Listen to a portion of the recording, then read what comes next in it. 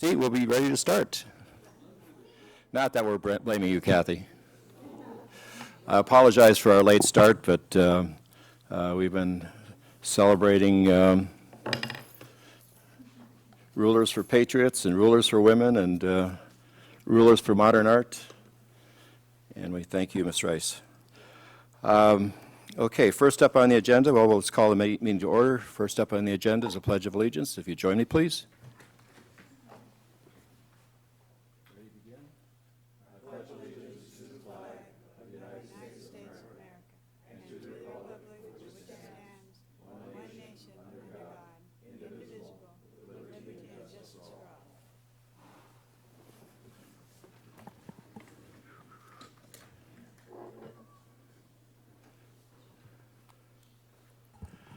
Okay, let the record reflect that we have a quorum present. All directors are present. Mr. Carmel, report from closed session. Nothing to report. We discussed labor negotiations regarding the general manager, but there's nothing to report. Thank you. Ms. Bettenhausen, did you have a question, I think, under public comment related to report from closed session?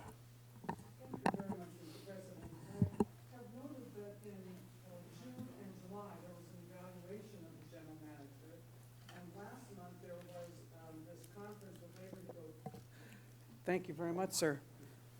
I note that in June and July, there was an evaluation of the general manager per contract. And then in August, and again today, there is a conference with labor negotiators.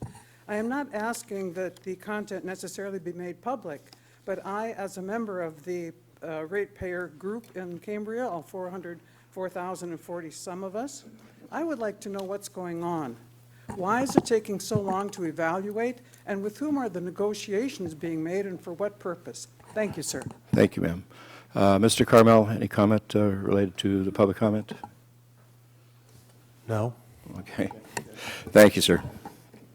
All right. Special reports, Sheriff's Department. Sheriff not being here, let's go to Fire Department. Chief Miller.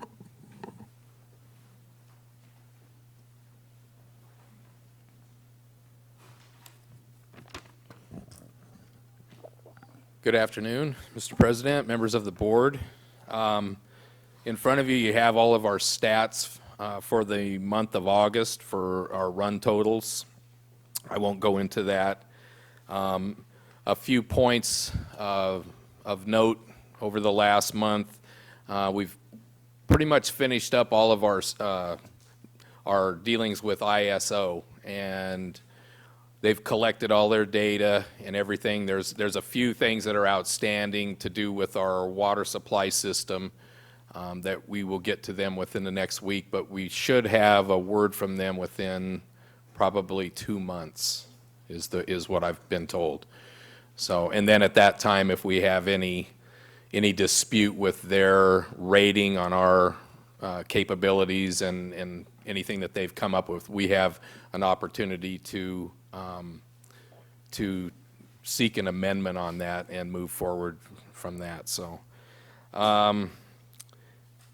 we have recently applied for a SAFER grant through FEMA for 3 full-time firefighter positions. They would be fully funded for 2 years, full funding with benefits and all of their pay, and it is estimated to be about a $395,000 grant. I don't know if we'll be successful with that. We should find out after the first of the year. If we are, that would help us to be able to boost our staffing level to 4, and at the same time eliminate a large amount of our overtime that we've incurred. We would keep our minimum staffing levels at the current 3, but we would have 4 personnel. If we were to be down a firefighter, we wouldn't incur overtime, so it should help us out. Keep your fingers crossed. Also, we will be, within the next week, we'll be filling out an application and applying for a grant for a new engine to replace our old and outdated reserve engine.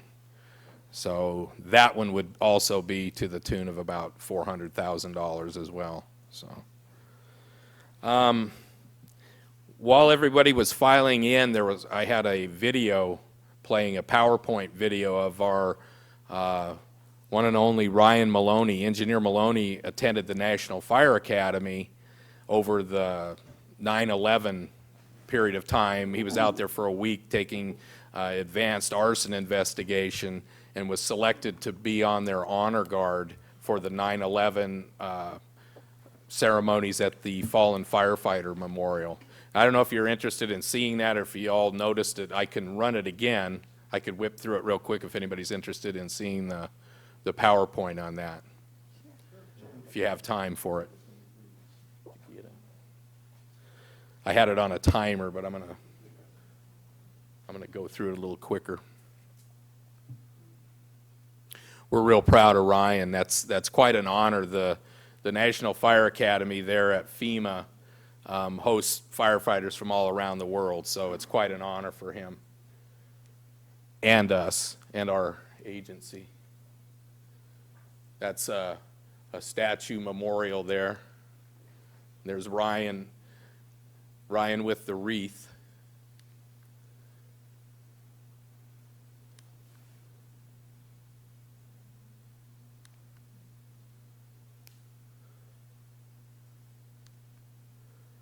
The second from the left.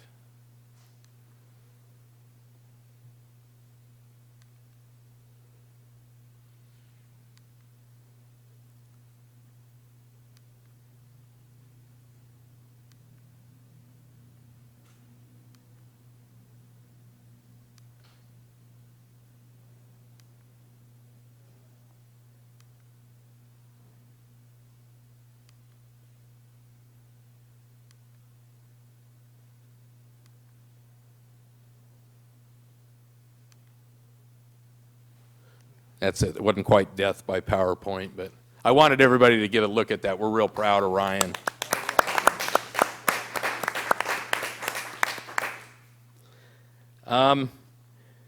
Probably the only other thing I note is in the fire prevention arena. We're working currently with the county fire department on a community wildfire protection plan. It was a grant-funded project for County CAL FIRE. They put together the master part of it, and all of the different little agencies around the county will plug their annex into the master plan. So we hope to have that completed within probably the next 6 months or so. Also of note, I wanted to mention that our strategic plan that we began in February, we're still working on that. I hope to get that done and rolled out for your review within the next month or so. And that's about all I have. If you have any questions for me. Okay, thank you, Chief. Director Berger? Yes, Chief, did you comment about the controlled burn, or would you comment about that? The CAL FIRE had a controlled burn up by the Piedras Blancas Lighthouse. I believe it was on Friday of last week and Thursday of last week. I was traveling at the time, and we were really not aware that they were going to burn up there because it would normally not have affected us too much. The wind shifted and banked all the smoke back. The wind came onshore and pushed all the smoke back, and I guess created quite a scare in the community. I have had conversation with their chief. They were apologetic about the fact that had happened. They are very constrained with their timing on when they do those burns. They're controlled by the Air Pollution Control District, so they get the green light to do those, only on certain occasions. So it's kind of ironic that's that's who made the call on that, but. They promised to be much more forthright in advising us what's going on, and even asking for our assistance in some of those kind of burns that they're doing in the area. So, I'd like to expand on that. A lot of people were concerned because it was a surprise, but I understand that they have a set of days they can do it, and they don't know when they're going to do it, so they can't say next Tuesday we're going to do it, because it may not be next Tuesday. So Yeah, and I it makes think- it really hard for them to put out public service announcements on when that stuff is happening, just because of that. So, I'm going to be meeting with the coastal chiefs here, and we'll probably discuss some of that. And I would think that it might be helpful to try to maybe put out a press release that names a window, you know, that gives like a week or, you know, a 2-week type of window on when that type of thing might happen, so. Okay, thank you, Chief. One other thing, in terms of the, could you comment upon the situation with respect to the health district and their facility and needing to house the vehicles at the fire station? At the, I guess it was probably about a month and a half ago, they discovered possible mold damage, at the healthcare district station, and became concerned about a health hazard for their personnel occupying the building. We have offered our training room up as a temporary dorm facility for them while they're having the situation mitigated and evaluated. They have been living with us. We thought it would be a nice kind of a test run on what it would be like to have the crews blended together in the event of a JPA or a shared services arrangement. But they have been at the station. The facilities aren't the best because it's just our big open room. We have a couple of Murphy beds that they're using. But we've extended that to them, and it sounds like it might be as long as another month that arrangement might be in play there, so. Good, thank you. Anyone else? Thank you, Chief. Appreciate it. Okay, thank you. And I noticed that the sergeant from the sheriff's office is here, and if you'd care to come forward, sir?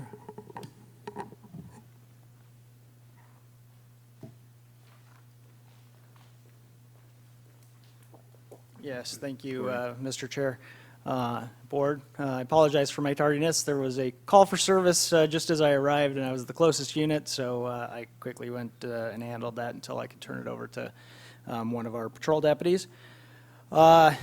Stuart MacDonald, patrol sergeant with Sheriff's Coast Station,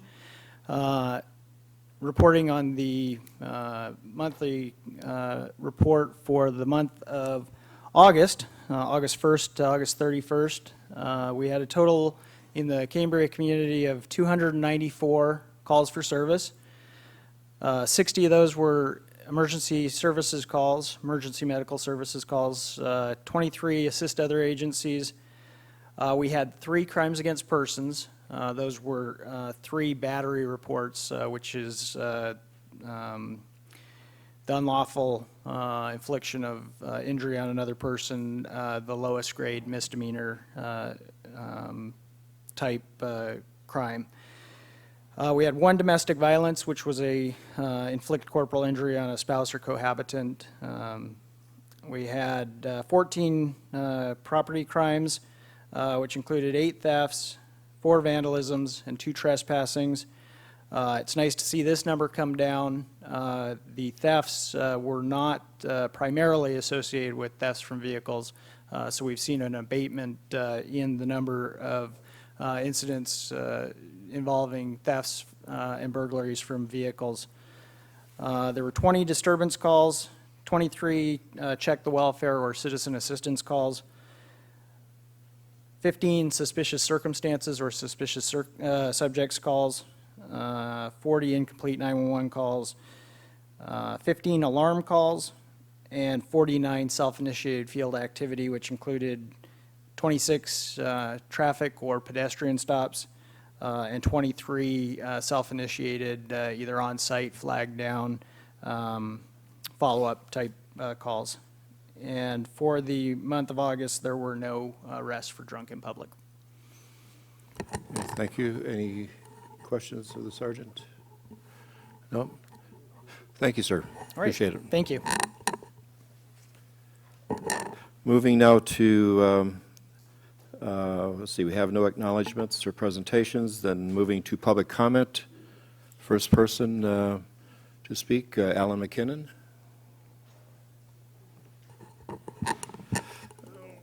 Mr. Berenger has a new device here that, Oh, how nice. That's great. So Just Rhett- what I needed.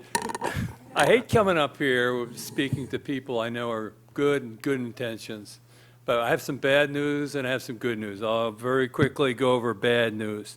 You blindsided the community September 20th, and I think the community does deserve a discussion. And you can, from the chair, you can clarify, and for staff, you can direct. What were the assumptions?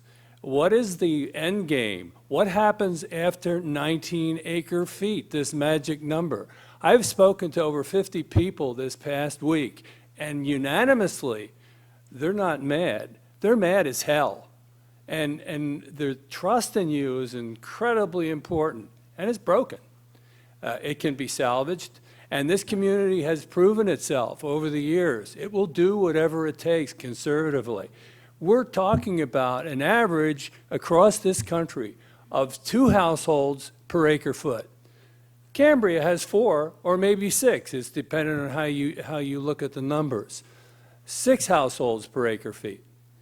We have to look at what has happened since 2000 to 2011. We saved 120 acre feet with an increase in population. 2012, it popped up 40 acre feet. Why? That's analysis that has to be detected, has to be looked at in order to project the future. And you're looking at this now, this year, and I just looked this morning at the numbers from your production report, and it looks like you're 20 acre feet above year to year, and will be probably 30 acre feet above 2012 versus 2013. That's incredible. There's got to be some reason for it, and I think it has to be done by you guys now.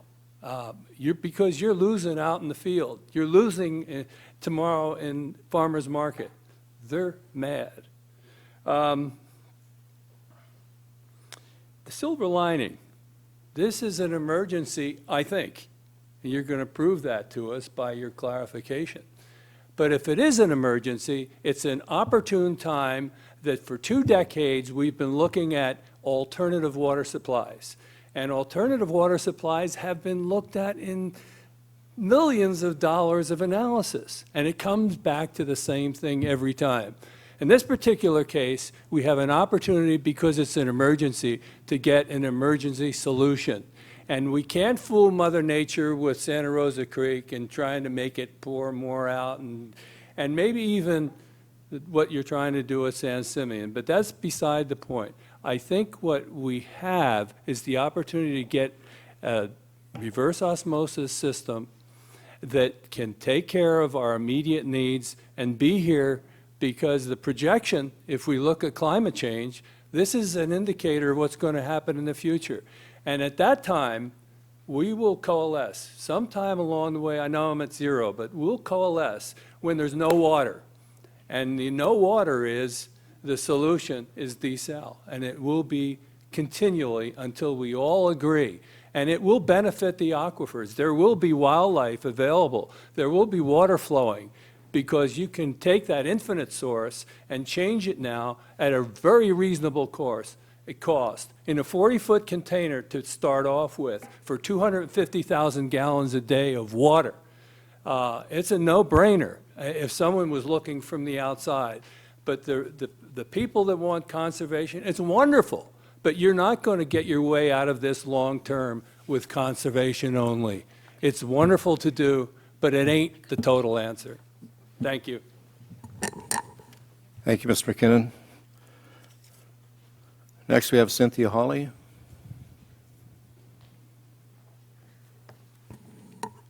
Good afternoon. I'm Cynthia Hawley. I have a couple of questions.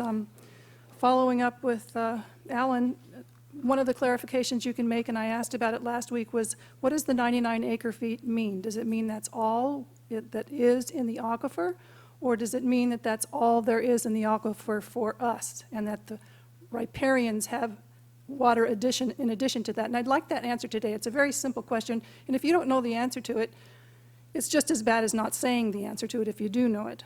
Second, The thing you can do to regain people's trust is to take a step back and realize and apologize for the fact that you jumped right into a stage 3 water emergency. And you can also look at your ordinance. Now, this is the baseline water supply analysis that includes the resolution that is the substance of your ordinance. And what you did to cut off people from their irrigation is nothing compared to what you are required to do based on this ordinance. Stage 3 reductions, and it's not like you may do it, it's shall. You shall do this. Stage 3 reductions.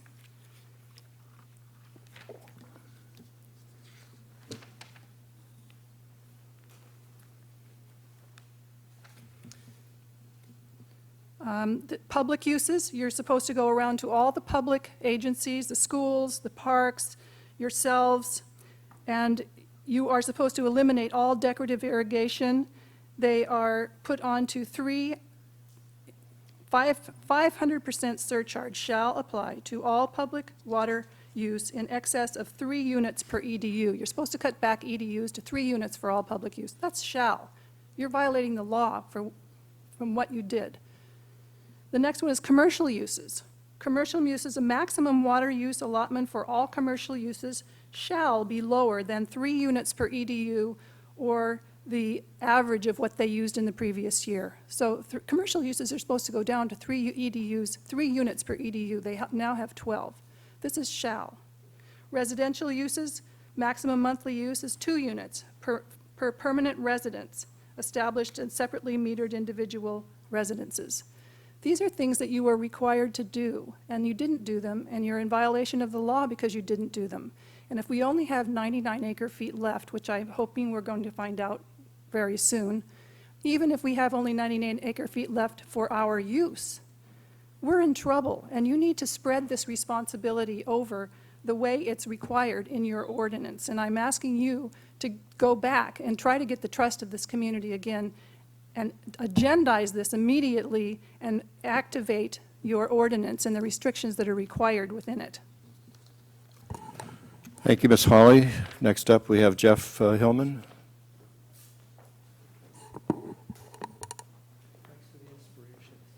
I wasn't going to speak. I'm kind of burnt out on the combativeness and really don't think that combativeness is really good here. But I do want to say that when Mr. McKinnon spoke about, at the farmer's market, you people think that there's, 10 people that are angry with you. It's more like the vast majority of the town. When I'm out there, the people aren't just mad, like Mr. McKinnon said. They're seething. They're really very, very angry at the board. If the allegations that I've just heard from an attorney are true, what are you trying to do to us? And it makes this town look really bad. Have you guys been reading the Tribune? There was an article in the Tribune about the fees and no fees, and instead you're going to have like the sprinkler police. It made you guys look like the Keystone Cops or the gang that couldn't shoot straight. You guys are becoming a really embarrassment and a humiliation to this town. You can't seem to do anything correctly.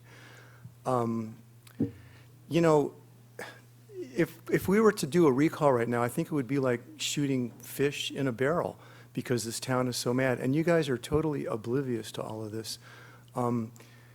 It's time for you to stop making this town, you're an embarrassment to the town, and you're a humiliation to the town and everything that I see, read, and hear.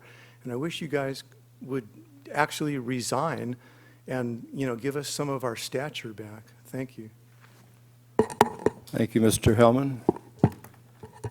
That concludes public comment. Moving to agenda review, additions, deletions, and pulled consent items. Any items, members? I would like to pull the minutes from the consent agenda. The minutes. Okay. Anything further? Okay, hearing none. Moving to managers and boards reports. Mr. General Manager. Thank you, President Thompson and board members. Can you start the footage on, do you have that footage on the facilities and resources?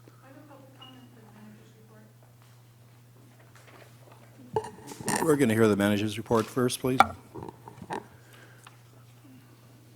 I asked Mike Mike Finnegan, he's been really, really busy lately, and to provide me some updates on some of the infrastructure repairs that we've been doing. He wasn't able to get those to me in time, but Carlos did, so I wanted to go over some of the improvements we're making. So we relocated well, let's start with this slide.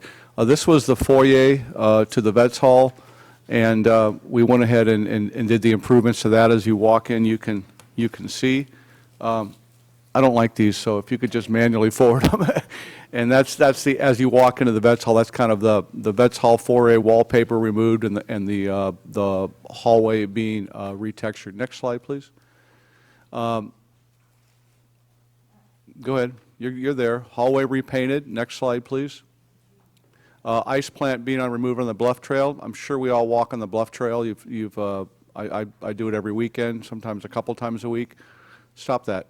And so go back to the Bluff Trail.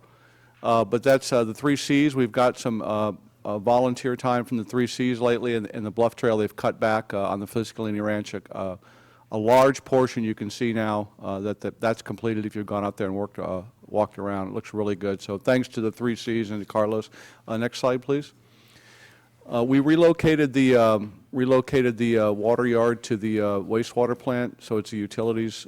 They're all centralized now, and the old water facility is now the resource and facilities.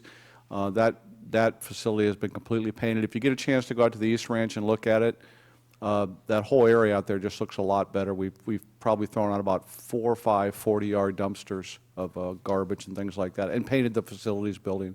Next slide.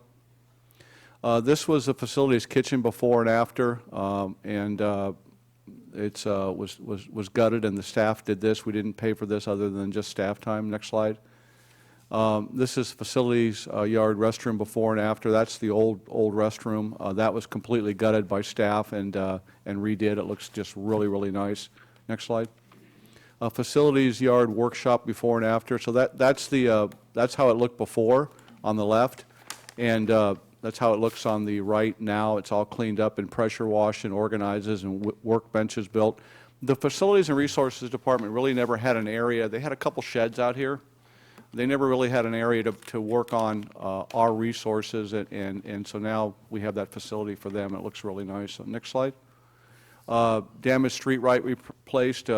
We get a lot of these hit in town, and when they are hit, we try to replace them as soon as possible. If the person sticks around, we go after the insurance company, and the insurance company pays for it. So that's helpful. So that on this particular light that was hit, we were able to replace it and get the money paid for by their insurance company. And luckily, nobody was hurt on this one. Next slide, please. Sidewalk and landscape improvements at Vets Hall. This was a cooperative effort with the county and the Legion and the Rotary, and I think that turned out really, really nice. Next slide, please. Sidewalk and landscape improvements, Vets Hall. So that's what it looks like now, and that's I think it really just improves to the overall image of the town. So next slide, and that's it. So I'll just go over my reports really quick. Staff has spent the majority of the time since August 22nd, 2013, closely monitoring production wells and the monitoring wells. And I've sent the board. I've tried to do a really good job on keeping the board informed on where we are with well levels. As of a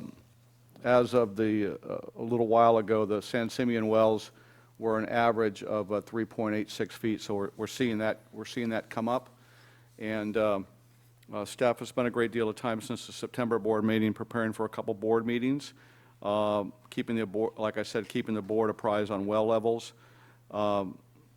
We're continuing to work on a proposed short-term water alternative. We've been able to run the SR4 well on a regular, ongoing basis, which has been helpful. Staff's working on interfacing the WBE monitoring well. We should have that done today, and they're out there working on that right now. Just wanted to mention that as part of our water efficiency plan, we've implemented 20 of the 22 demand management measures that the Madaus plan has mentioned. So working with the Conservation Committee, and we've adopted 22 of those 25.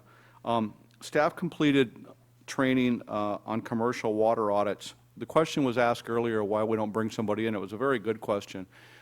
That's really expensive, so what we thought was best is to get some professional training, get the computer, get the software, and now we have the ability, Courtney and Justin from our water department, to do professional commercial water audits. I think that'll be really helpful to us in identifying our highest users and what they can do to reduce consumption. We're continue making repairs on the infrastructure regarding the 20% of the CCTV testing that was done, cleaning. We found some problem areas. One of the concerns that we had was up on Orlando. The videotape revealed that there was 4 areas that were actually separated. And that is in an area, in a stream area, where at least during high rains or we get a lot of infiltration, I&I, and it's attributed to some of the SSOs we've had in the past. So we're probably in the next week or so we'll get that repaired before the heavy rains come. And then we've identified about 25 manholes in this first 20% cleaning that are in really bad need of repair.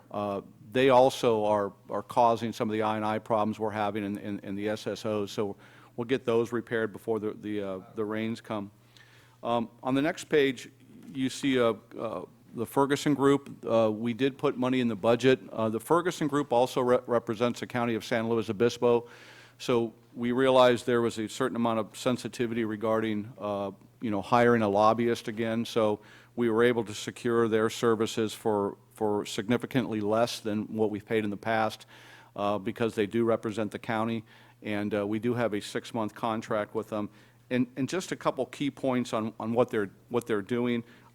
Under the Water Resources Legislation, Corps of Engineers authorizations and funding, the House Transportation and Infrastructure Committee may soon meet to mark up the Bipartisan Water Resources Reform and Development Act, WRDA, H.R. 3080.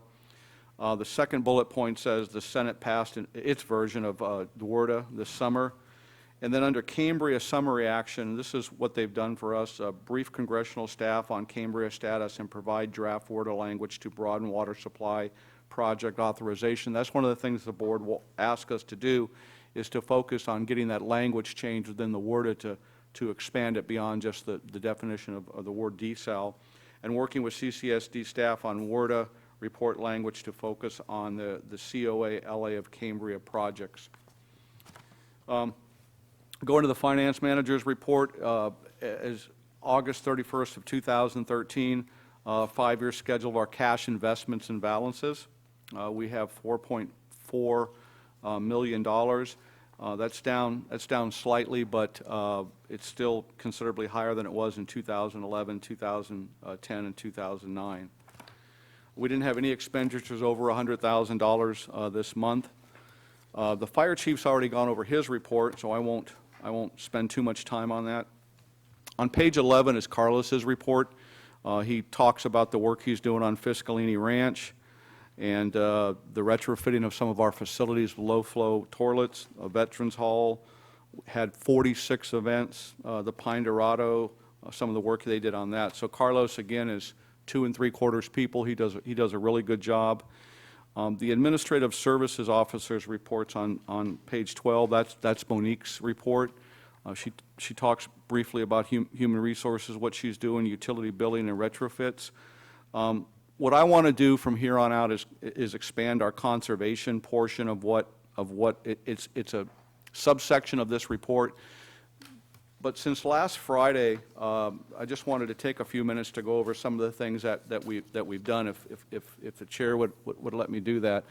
So this was since last Friday when we got out of the meeting, about a 5-hour, 15-minute meeting. We went and did a press release. We have created a notice that is being sent to all utility account holders and all property owners of tenants-occupied properties. This notice has been posted on our website under current news. The Conservation Department has ordered door hangers for various departments to use regarding violations.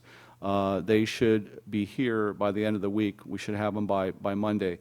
What that'll do is if we see somebody that's irrigating when they're not supposed to, it's a door hanger, it has a rip-off tag, that would be the warning. We would give it to customer service, and they would keep track of that. But we'll have facilities, resources, water, and wastewater, in addition to the admin staff, and we're out and about kind of monitoring people's usage. But I just want to say overall, we have got a lot of calls since the board's action on Friday. And from what my staff has told me, and they're the ones monitoring the phones, and the overall response has been cooperative. They've been pleasant on the phone. We've only had 1 or 2 instances where they haven't been pleasant on the phone, but that's just part of our job. But overall, people, the customers calling in have been very receptive and asking us exactly to explain a little bit more what the board passed last Friday. They've called, the Conservation Department has called 8 local landscapers and gardeners and advised them to ban an outdoor irrigation. The Conservation Department met with Vice President of Construction and Development of the Cambria Pines Lodge and Cambria Nursery. The CCSD will have storage tanks delivered. They'll be in place and ready to go next Monday. They're going to be delivered this Friday. This non-potable water station will be open to public effective September 30th. The nursery and the nursery will have one up there, so we'll have one across the street at the skate park and then at the nursery. Staff's working on finalizing the design for table tents, excuse me, for restaurants, and outdoor signs for homeowners, and door hangers for commercial lodging establishments. They'll all be here and implemented by the end of this week or the first of next week. And the staff, the second water station will be placed at the Cambria skate park, as I indicated earlier. The water department will be reading the town on Monday and Tuesday of next week. We will be contacting users that are potentially water loss on the water loss list. If you look at the demand management measures from the Mandaus study, it says that's one of the things that we should be doing is reading monthly, because we read bi-monthly, we read every 2 months, and if somebody has a leak, it makes it very difficult to get a handle on that leak. So what we're doing is we're reading. We won't be billing monthly, but we'll be reading monthly for the next couple months, and then what we'll be physically doing is reaching out to people that are flagged or tagged, and physically calling them and making sure that they get those leaks taken care of. So we've done a couple of public press releases. We've sent out 2 letters. Hopefully everybody should get the second letter on the board's action taken last Friday. They should get that here in the next day or so. Again, with press releases. And we did have some concerns with Schammel Park and that irrigation well there and the impact that it may be having on the WBE well. And so staff worked with Curtis Black, Deputy Director of Parks for San Luis Obispo County, and I asked Bruce to help out here a little bit, Bruce Gibson, and we worked really good with staff the last week or so, and we've got them to turn off their irrigation well. They're only running it once a week, and so it was running four times a week. They reduced it down when Bob made initial contact with them. I just asked them to turn it off altogether, but it's a community park, and I can understand where they're coming from. So they reduced that down to one day a week. So I'm pretty pleased with that. I'm going to continue on, and utility managers report. Mike's still making a lot of significant repairs on our system. Next month I'll have all those repairs. I'll have a up-to-date list for you and a PowerPoint presentation. Just things that should have been taken care of for a long time, and they break just like your house or your car, and he gets on them right away and takes care of it. Same with the wastewater plant.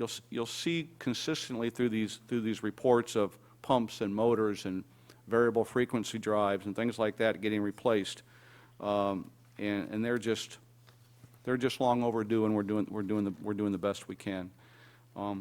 I have the engineer's report next, and I'd let Bob go over it. But is there any questions that you want to ask me, especially about conservation? Because the board made a decision last Friday, and we got out of here and we got our marching orders and we started scrambling. I think we've done a lot in a relatively short period of time.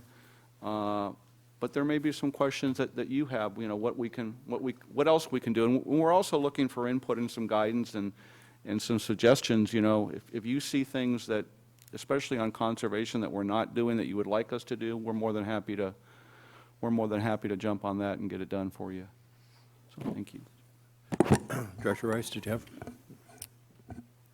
Well, if people don't know by now that I'm a little bit passionate about this issue and have a lot of ideas to offer, well, then you haven't been paying attention. I first would like to thank you for keeping us informed about what's going on, because I think it's really important. I believe at an ad hoc water conservation committee meeting back in probably April or May, Bob had run the model, and we talked about whether or not we were going to have a dry year. We were looking at the well production reports, and as late as June, even when you look at the well level charts, where it looks like it's the lowest it's ever been in San Simeon, we were still kind of being assured that it wasn't going to be that much of a problem and that we were going to have enough water. So I kind of, as Mr. McKinnon, I believe it was, said, it blindsided. I feel a little blindsided myself, because I feel like it seemed like there was a trend, and I felt like I was asking the question, and I felt like I was getting an answer that it was going to be okay, and then we had to implement additional conservation measures in addition to what is already on the books generally. To Ms. Hawley's question about the stage 3, it's my understanding we didn't declare a staged emergency at our meeting. Is that true? We did not. That was my understanding. Okay, so thank you, that answers that question. Why isn't this county subject to the outdoor irrigation requirements? That's a very good question. They have an irrigation well. They're not on our potable well. They're not on our potable system. They have their own well. Based on our analog information from the WBE well, we could see that there was an influence there on that irrigation well. In other words, when that irrigation well kicked on, we could see that it impacted to a certain extent, although not severely, our WBE well. What's interesting also, and I think that the county has become aware of that, is also the impact that it would have down gradient on the Santa Rosa Creek. And I think that they acknowledge that now, especially that location's a lot closer to the lagoon, and there's been a lot of public concern about that lagoon being dried. So to answer your question on short term, it's an irrigation well, and it's not a non-potable well. And we never looked at, well, I shouldn't say we never. It would not be a good idea to obviously provide them with potable water. No, and do they have senior water rights to us? I mean, that they can use that water, You know, and it affects us? I would defer to Bob on that. The word that has come up regarding this is riparian rights. I'm not a water attorney. I don't know if they have true riparian rights. It's a public entity that has an irrigation well relatively close to the Santa Rosa Creek. I would defer maybe to Bob on if it's a. I don't want to use the word riparian because I associate riparian with people who have ranches and farms and things like that. I don't necessarily know if it's a riparian right, but it has been an irrigation well for quite some time. And I don't expect an answer necessarily today, because I know this is kind of a, I didn't ask it ahead of time, and I wouldn't expect necessarily an answer, especially to a complicated legal question like water rights, because that is an extremely complicated issue. I'd like to respond to everybody that I've spoken to in the last week who is angry, and I don't think that I've talked to a single person who isn't at least confused, because it seemed like we were going down a road and everything was fine, and then all of a sudden we're, boom, out of water. And the first thing I want to say is that everybody that was at the meeting on the 9th and on the 20th, thank you, because you are already doing at least as much as you can, and most of you are using much less water than not even just the average over the country, which is about 100 gallons a day. You're doing much, much better than that. the folks that I would really like to make sure that the conservation folks on our staff are trying to target and find a way to reach, and hopefully I can get some agreement with the board on this, is that we need to be reaching the folks that don't live here, they have a second home here, they have a handyman guy or their neighbor come and, I mean, I had to go across the street this morning and tell the guy to stop watering the yard for the people that don't live here full-time. He lives here, and he didn't know. I mean, it's been less than a week, granted, but, I mean, I just felt compelled to go and say, you probably need to stop doing that. And reaching those folks, reaching the commercial accounts, I'm glad we can do commercial audits. Having Gail and I on the Ad hoc Water Conservation Committee talked at length about adding extra funding to the resource conservation part of the budget so we could hire an expert. I understand the desire to limit the expenditures, but it's more than just water audits that somebody like that could provide, because we do need to be saying to the people who are already using 6 units or fewer, thank you, you are already doing your part. If you can cut back more, please do. If you're watering outside, please cut back. If you're not using more than 6, thank you. We need to make sure we show our gratitude to the people who are already trying. And then try and reach the people who are the absentee landlords, the people who have second homes here, who live in places most of the time where they don't have water meters and they don't understand how much water is being used. We need to try and reach the vacation rentals who have leaks. We've heard anecdotes. I keep hearing anecdotes wherever I go. People want to tell me about this, that, or the other thing where there's water leaking here or there. And I'm really glad to hear that we are going to be reading the meters monthly. And I really appreciate that, because then we can address some of these issues where there's a lot of water being used where it doesn't need to be, because it's essentially a leak.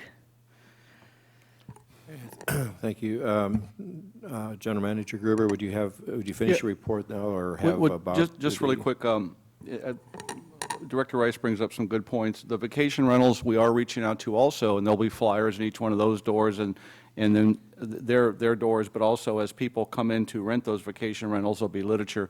But we're also doing it in a bilingual, everything that we're producing is in bilingual, so the Hispanic community has an opportunity to understand what we're also doing, because gardeners and things like that and landscapers need to know that. So let's talk about the SR4 well. I think. No.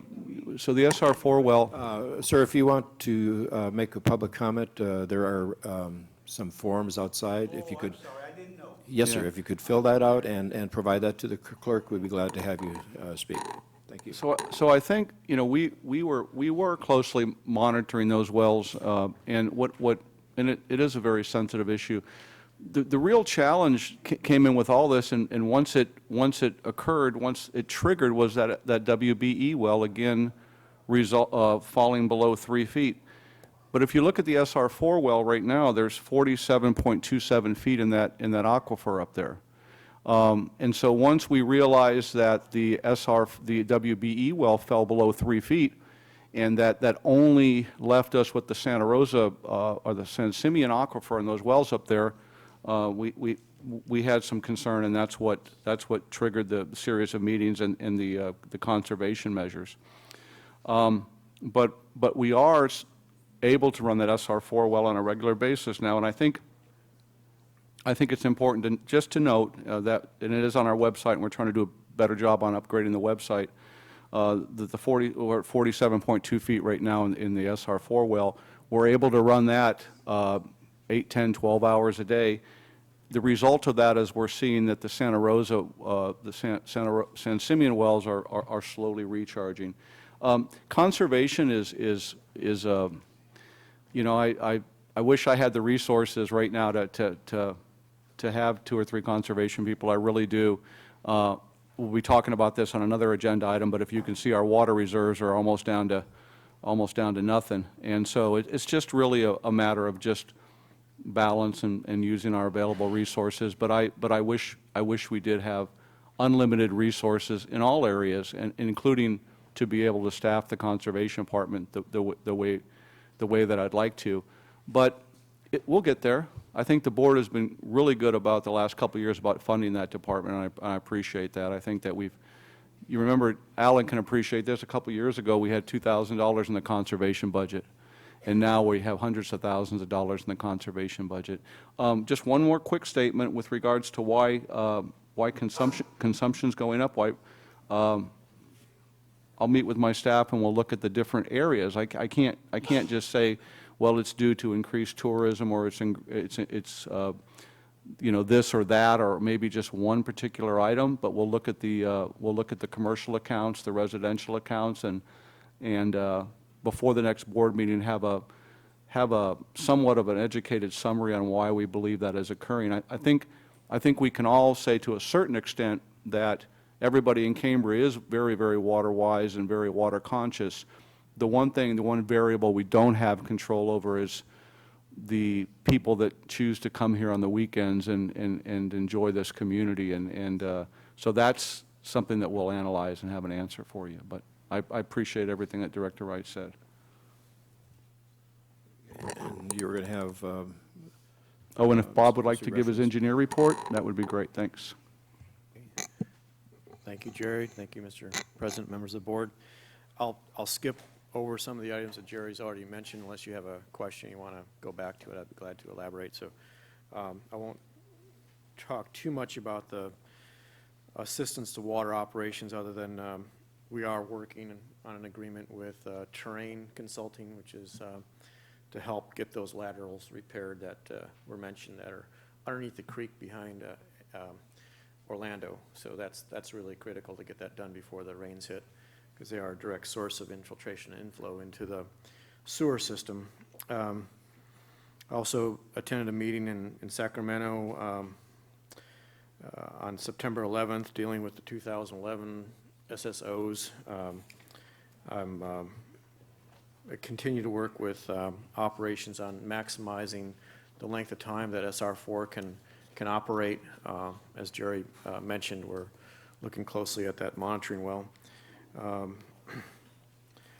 The second item I have listed is the sanitary sewer extension to well SR4 treatment facility, and that is actually related to maximizing the use of that well.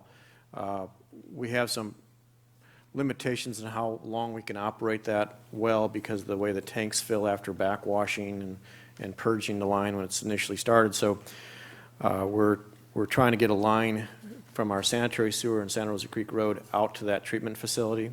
That involves getting property rights from the school, because it involves acquiring an easement.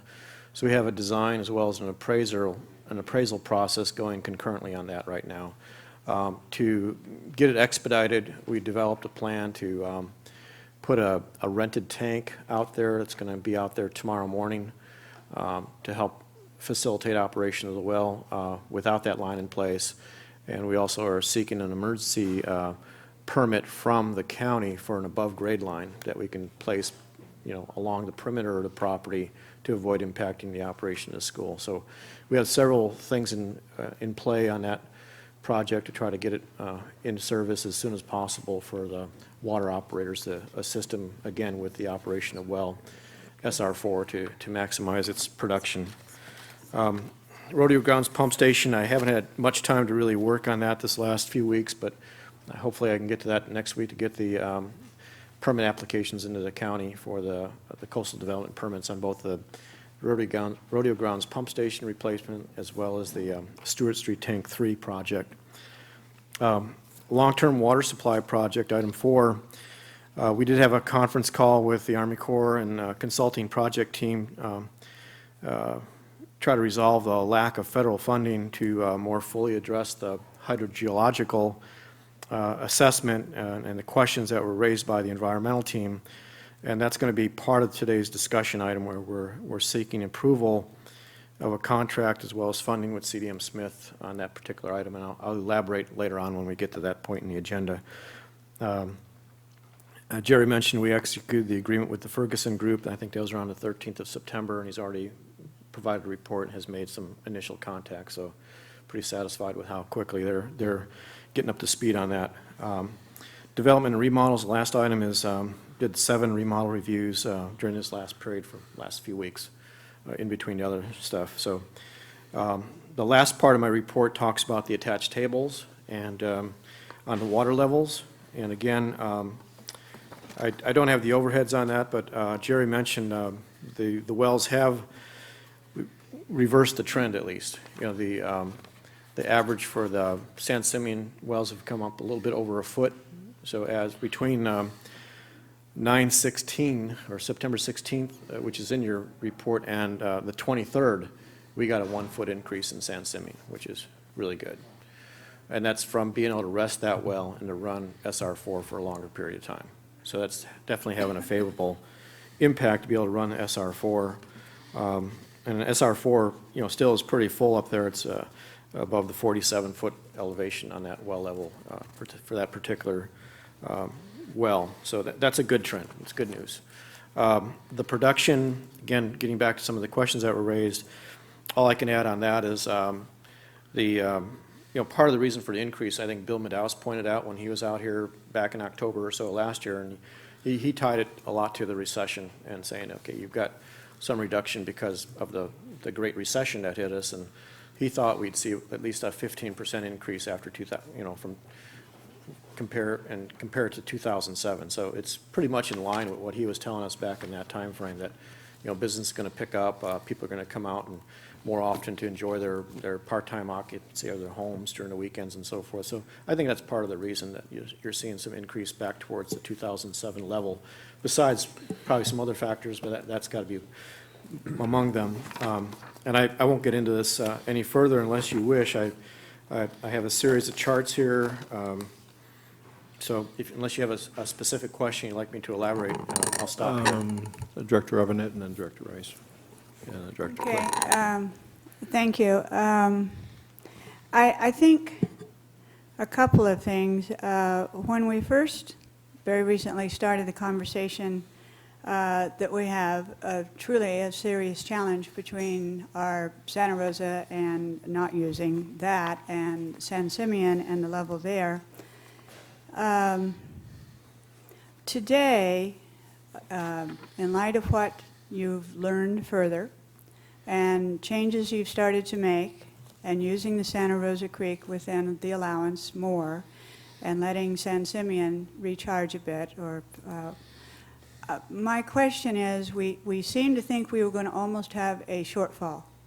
Today, what is your opinion on that? Do we think we're still that much at risk, or are we in a better shape?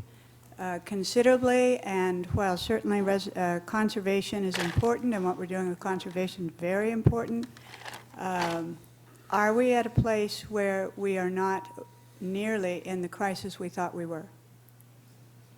That's my first question. I think we're better. Okay. I mean, there's still some risk involved because we're relying heavily on the Santa Rosa Creek, and we want to make sure that continues to operate.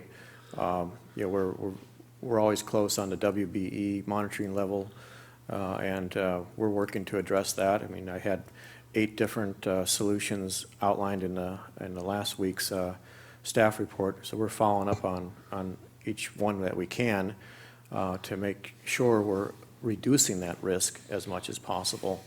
So we're still making progress along those lines. I'm not sure I've remembered all of your question as worded, but I don't see it as quite the crisis mode that we were in, particularly since we have a pretty good level in the Santa Rosa aquifer. I felt that if we could have run the SR4 well earlier in the year, we probably wouldn't be in this shape right now. So I looked at the rainfall data, compared that to the USGS report, and we were above the level, even though we had a low rainfall year. According to the charts in the USGS report from 1998, if you have a little more than 10 inches of rain, you're going to recharge your aquifers. And the level gauge on the San Simeon well was around 13 inches for this last year. So that told me that they were recharged from the 13 inches.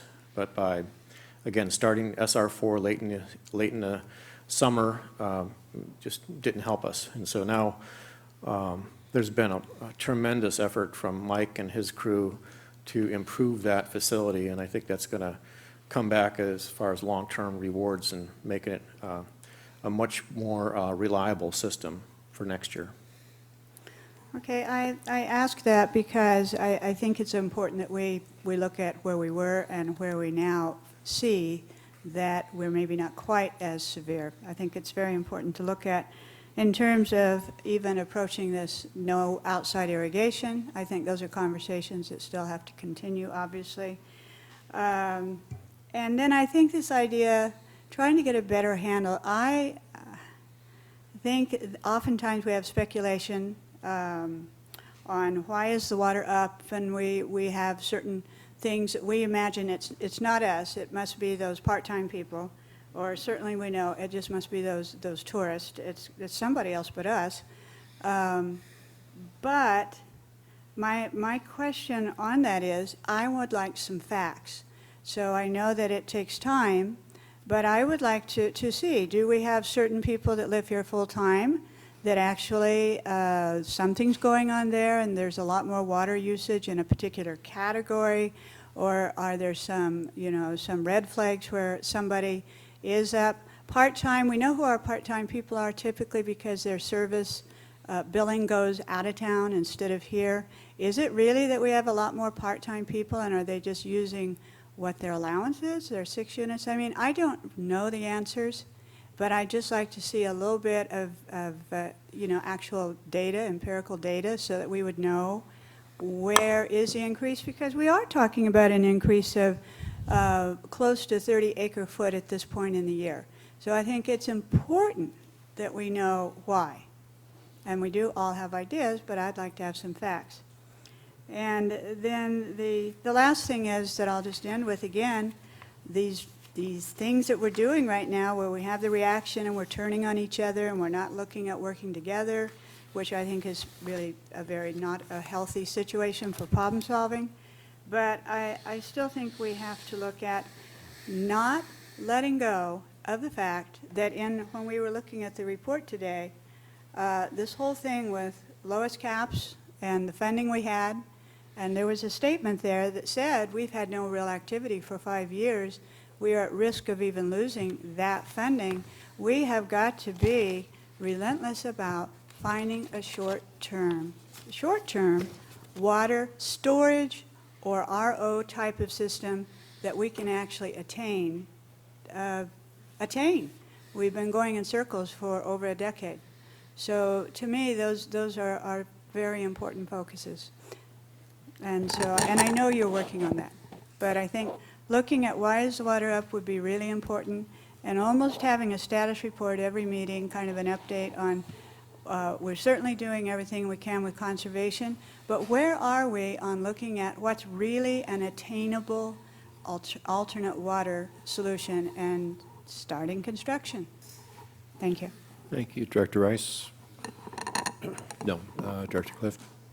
I want to go back to the 99-foot, just so that we have a clarification on who it comes from. It doesn't matter. My understanding of the 99 feet was an estimate of the amount of water in the San Simeon field that was potential to us over the now through probably November period of time, and that the deficit was based on San Simeon field only, without pumping from Santa Rosa. Was that the discussion there? Yes, that's correct. And that 99 acre feet came from the procedure that was outlined in a 2000 report that Kenny Jenks was commissioned to complete. Okay. There's a chart in there, or a graph that shows you the well levels in San Simeon versus the remaining aquifer storage for the San Simeon wells, and then you add a certain amount to that for the amount of water that comes down through the watershed. That's where that 99 acre feet came from. All right, and so that would be the estimate was 99 acre feet that was available to us, and the estimate was we're going to need 120 or so, if I remember right, 120, 140 acre feet. I think what that proves is that in a dry year, we cannot sustain ourselves on San Simeon alone. I think that's really what the proof level there is, and that the ability to run Santa Rosa is probably where the makeup difference is, whether it's run during earlier in the year or late in the year, whichever way we go. So I wanted to clarify that 99 feet was based on that was available to us without consideration of Santa Rosa. That's just. And that's correct. That's where I wanted to make sure there. The second thing that I'm concerned with is at what Director Berenger had talked about short-term water supply with a reverse osmosis unit at our San Simeon well field off of the pumps that where when we have to do gradation changes and we're simply pumping water up into a creek, not using that water through some kind of a reverse osmosis system to put water back into our aquifer for better uses. I wanted to know where we are on that. Yeah, sure. Unfortunately, it's not a short-term solution as far as the permitting goes on that. No, I understand that. And right now, I think actually, it ties right into what the Army Corps is working on at the moment, and that's trying to get the funding to model this brackish water alternative that's in the EIS, EIR. So you have to go through the environmental conformance process. In this case, it's an environmental impact statement that they're completing with the reasonable range of alternatives, including the brackish water alternative, which does have a certain amount of reuse associated with that, where you're taking the brackish water from the Perk Pond area, you're treating it to above drinking water quality, you're pumping that upstream to recharge the aquifer. There's also a certain amount of that water that would go towards the habitat needs, and that's described a little bit in 9C as we get into the agenda in their scope of work. But did that answer your question? Or well, I mean, there's a what I'm hearing is that alternative is really not available until we get more information from the Corps of Engineers situation on their EIR, EIS. And so I guess the second part of the question is, where do we stand with the Corps of Engineers? And I won't use the term short-term when we talk about the Corps of Engineers.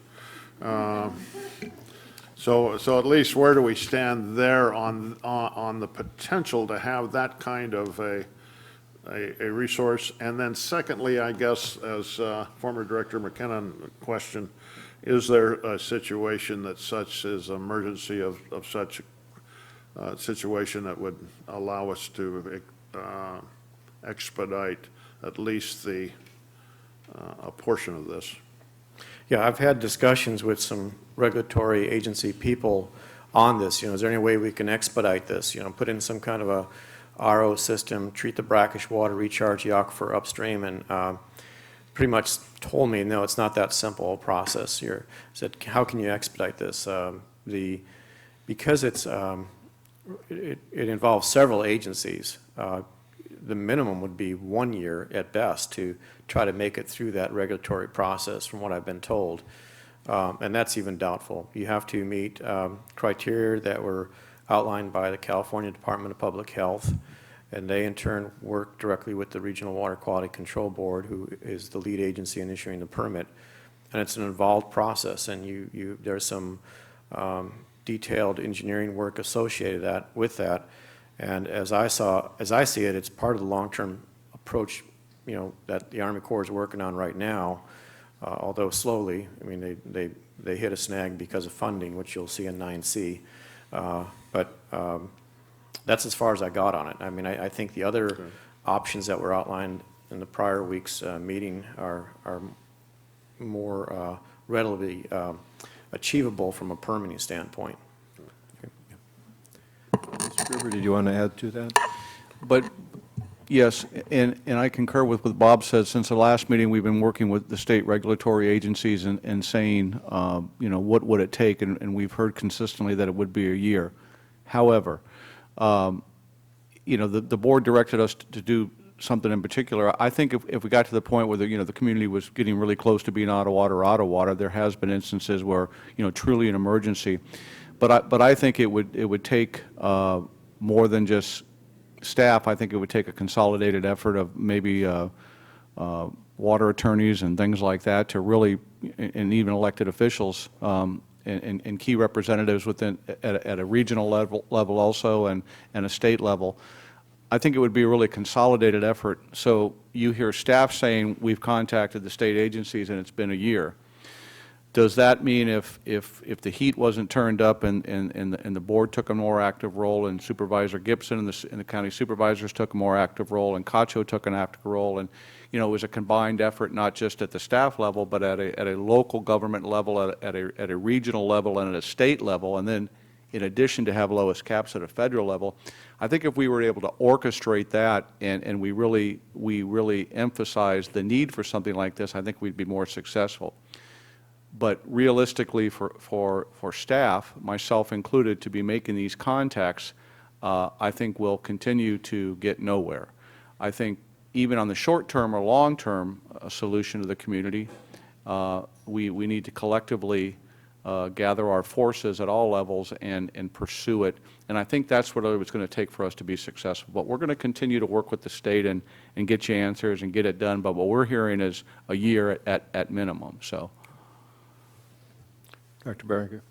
Yes, I agree. Next month, it'll still be a year. So if we don't start now, if we have the same situation next year, we have a perfect opportunity to maybe garner some federal funds. It's a perfect opportunity for us now to put wells in place for extraction. Even if we don't have, when we did talk to CDM Smith, they did say that only 10% of the brackish water, at most 10%, needs to be discarded. We could actually truck that out of the area. So I think that people are coming from a different set of understanding. There is a certified level EIR, a program level EIR for exactly that solution that's in our water master plan, and the Army Corps is just perfecting a project level EIR, and they're well underway.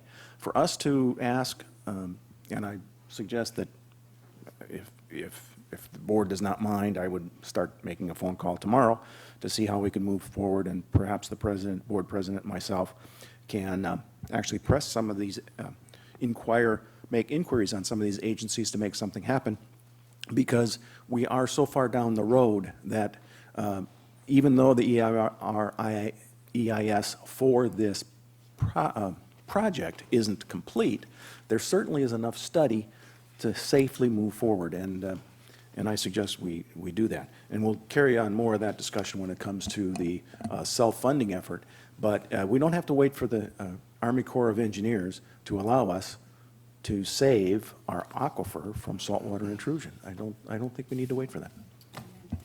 Mm-hmm. Okay, we have. I had, sorry. Director Rice. Sorry.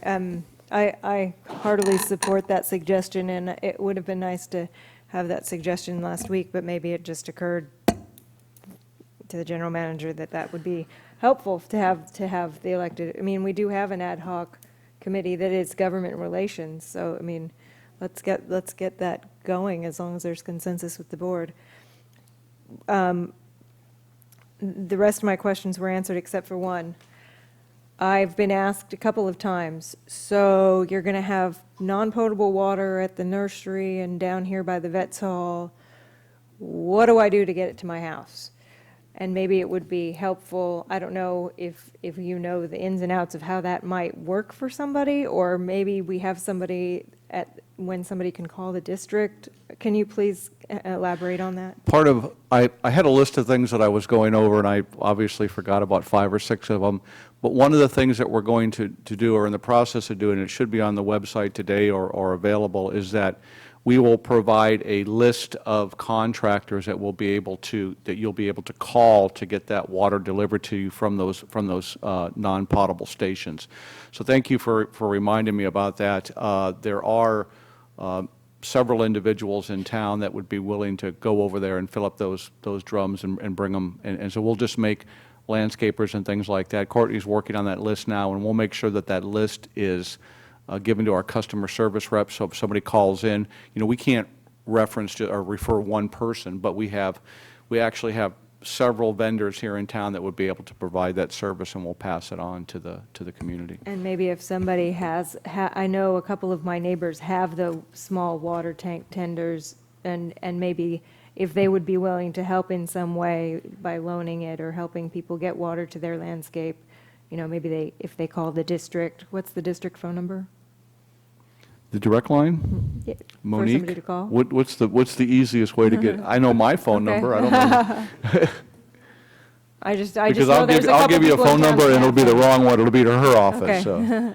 The front office is 927-6223, but we also have tank rebates. Okay, thank you. Yes, we have tank rebates also. We're giving $50 as part of the conservation measures for people that want to purchase a tank. And, there's Farm Supply, and there's other places locally that would be able to deliver them for you. So we look at it as a springboard. We're kind of, staff has been really optimistic about taking this opportunity and seizing it, and really using this as an ongoing measure that we should be doing all the time versus just periodically when we get into a bind. Can I just an update on that, since we're talking about that particular topic right now? Is my understanding, in fact, from a gardener here in town, that all of the tanks at that farm place that you were mentioning and all of that are gone. So right now, we do have a lot of people looking to get storage tanks, which is good, and that's all a good part of conservation. But I just wanted to also comment briefly, since we're sort of talking about the impact of the change on no outside irrigation. There are always unintended consequences to everything. And I just have heard a lot, in fact, in this last 6 days, from some of the things that are happening, that are beginning to happen right now. One is our nursery, while they have gray water irrigation, has stopped ordering flowers because no one's coming to the nursery to buy new flowers. And I talked to them, in fact, this morning before our meeting, and they said, oh yes, it's very noticeable. People are not interested in buying flowers anymore, so obviously we can't be ordering flowers. It has an impact then on them, depending on how long we continue this, with this approach that I think is the extreme. But I think that it impacts their people, their employees, their hours. The gardeners, already, certainly some of the gardeners are truly not able to carry and bucket in the water for their customers, and may not have a different way of helping them try to keep their shrubs in their gardens from dying. And I think, it's just a lot of things that happen. A painter asked me the other day, he said, now, I have a client that we need to power wash the house. And then, so the person who owns the house is going to wind up having to work with the painter on hiring someone that can actually help with the water and get the house power washed. And so they're just, there's just always unintended consequences. And so I always feel the wisdom is in never be rigid, work together, but always reconsider how long are we doing something like this too. That's it. Dr. Berger? Okay, for fear of making this report even longer, I do want to point out to the people that are going to farmers market tomorrow, I'll try and be there actually, informally, and answer any questions that I might be able to do so. But people should realize that not only in the last couple of weeks has the district done a lot there's a lot of things, when he said, hey, I'm going to be able to start using non-potable water for the sewer system. That's been in effect for months. It took a long time to get this stuff. This particular general manager has done a fantastic job of videotaping our sewer system, of getting equipment in place. These things have been going on for a long time, and I really want to thank the general manager and staff for working as hard as they did to do it there. And also, I want to compliment him on bringing up an issue of balancing those two aquifers and even though it was a very difficult decision for him to make, to bring that to the public, to the board formally, so that all the strategies that he wanted to do to balance those aquifers is up in the open, is transparent, and it's been happening for years, but this general manager did a great job. Thank you. Thank you, Mr. Berenker. We now have public comment from Cynthia Hawley on this item.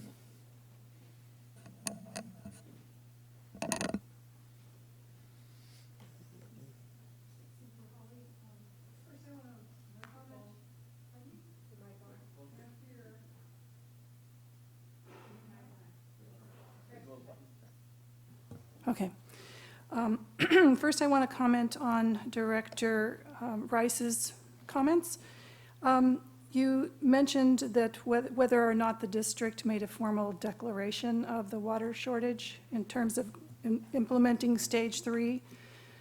Stage 3 is implemented if at any time the Board of Directors finds and determines that the ordinary demands and requirements of water consumers cannot be satisfied without depleting the water supply of the district to the extent that there would be insufficient water for human consumption, sanitation, and fire protection. You came to us and told us that there were less than 2 months of water left for us. And that, to me, says exactly this, that you can't satisfy it without depleting the water supply after 2 months. So I would argue that you have done that. You have determined that. In addition, this ordinance says the district will utilize the water supply demand model as needed to forecast the water supply availability. I don't believe that that was done, or else we would have seen it. Was it provided to the public? I didn't see it. And then I would like to request that it be shown to the public. Would you finish your comments, please? I have 3 minutes. In relation to what you were talking about at recharge, you folks do have the authority and the duty to direct staff to do what you want them to do. Instead of waiting for the Army Corps of Engineers to get done with an EIR, EIS that may never happen, mainly because there's no project. I mean, there's no site for the desal, there's no project design that we know of. You can just go ahead and direct staff to do that. You could sit here today and agendize it for your next meeting to direct staff to do that. So another thing is on the manager's report, I noticed on page 16 they executed a contract with Ferguson Group for advocacy assistance. And I looked back at your agendas packets to March of this year and did a word search for Ferguson and for advocacy and couldn't find anything. So I would like to know, when did the board direct staff to pursue that advocacy assistance, and when did the board approve that contract? Thanks. Thank you, Ms. Hawley. Next we have Jeff Hellman.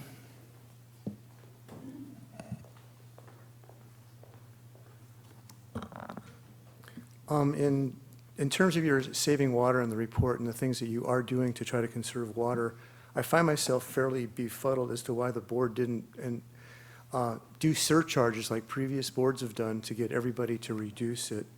To me, it seems like it's kind of an inequity to be penalizing the people that live here as residents, and then the businesses almost get off scot-free. I don't know. Most of the businesses are on Main Street, the restaurants, and even the motels don't have that much landscaping, whereas the residents have most of the landscaping. So it seems like you're once again making the people that live here as residents pay for or subsidize the businesses that are in this town.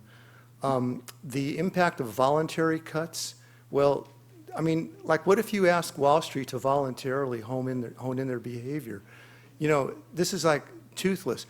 There was an article in the Current that just came out, New Times, and it kind of called this thing toothless. There was an article in the Tribune shortly after your last special meeting that, you know, just said it was a joke. I mean, to think that we're going to solve our problem by making landowners do it. Why should my garden have to suffer so that business doesn't have to also participate in a proportionate way to, you know, take the hit?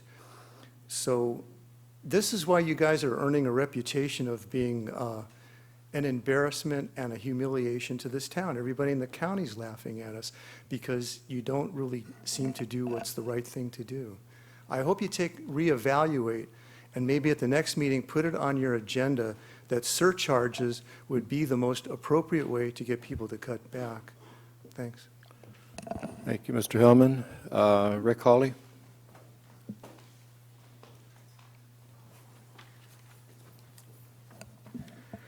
Well, I didn't think this was going to last this long. This is a long director's report or staff report. Just a couple of things. I'm a low water user. I use 3 units every 2 months. And, you know, I'm getting tired of subsidizing the large water users. And so are other people who are doing all this conservation. So why aren't you going after them? Why do people that live in front of Shamel Park see a green lawn and they have nothing?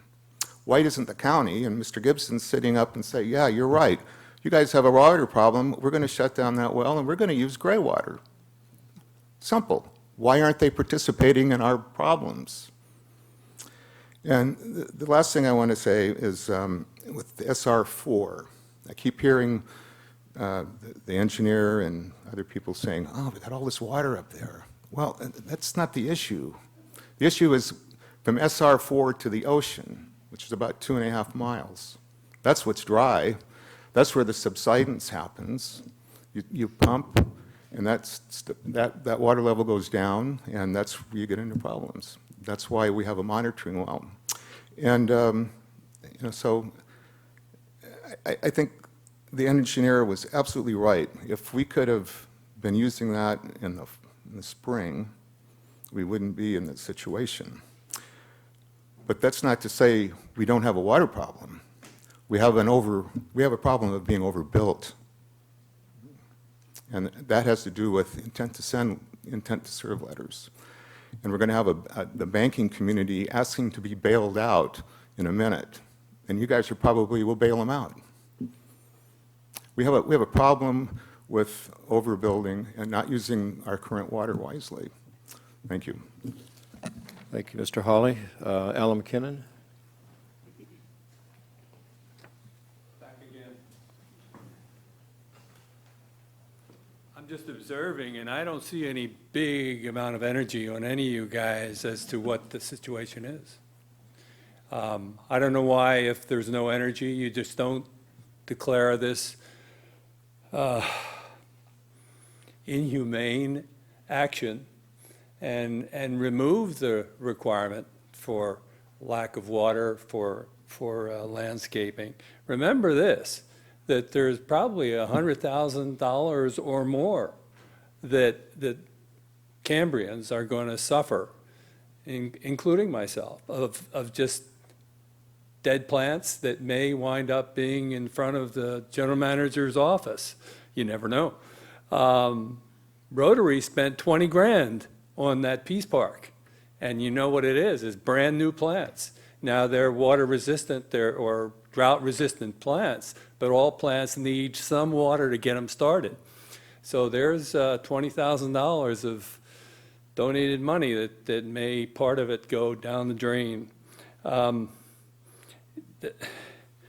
assumptions are the mothers of disasters. And have you actually looked logistically as to what's going to happen with these 2 tankers you're going to have? Who's going to get the first dibs? Is there going to be a line, or is there just a few people that want water?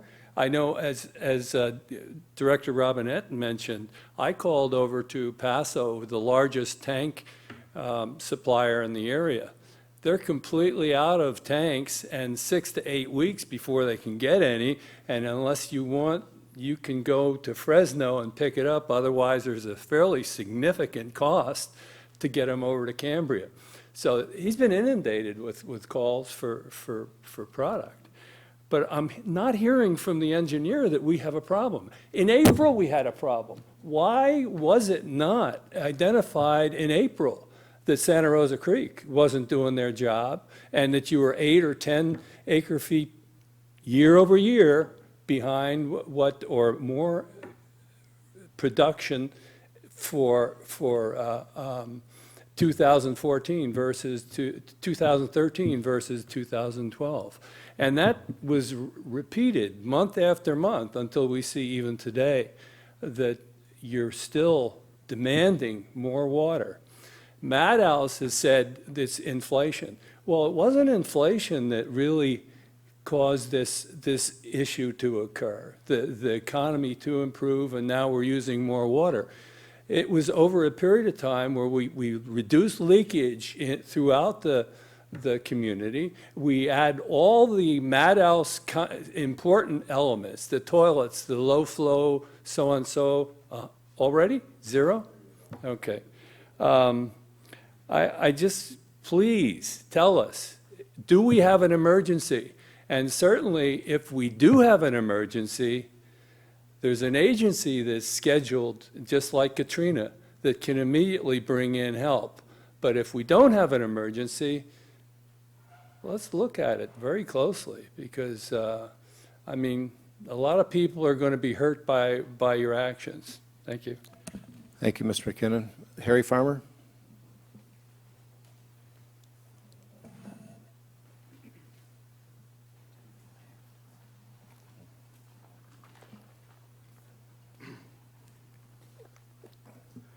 Good afternoon, Harry Farmer, 27-year resident of Cambria. It's probably about 15, 20 minutes ago, Engineer Greshams made the comment that the rainfall totals were fairly adequate for this year.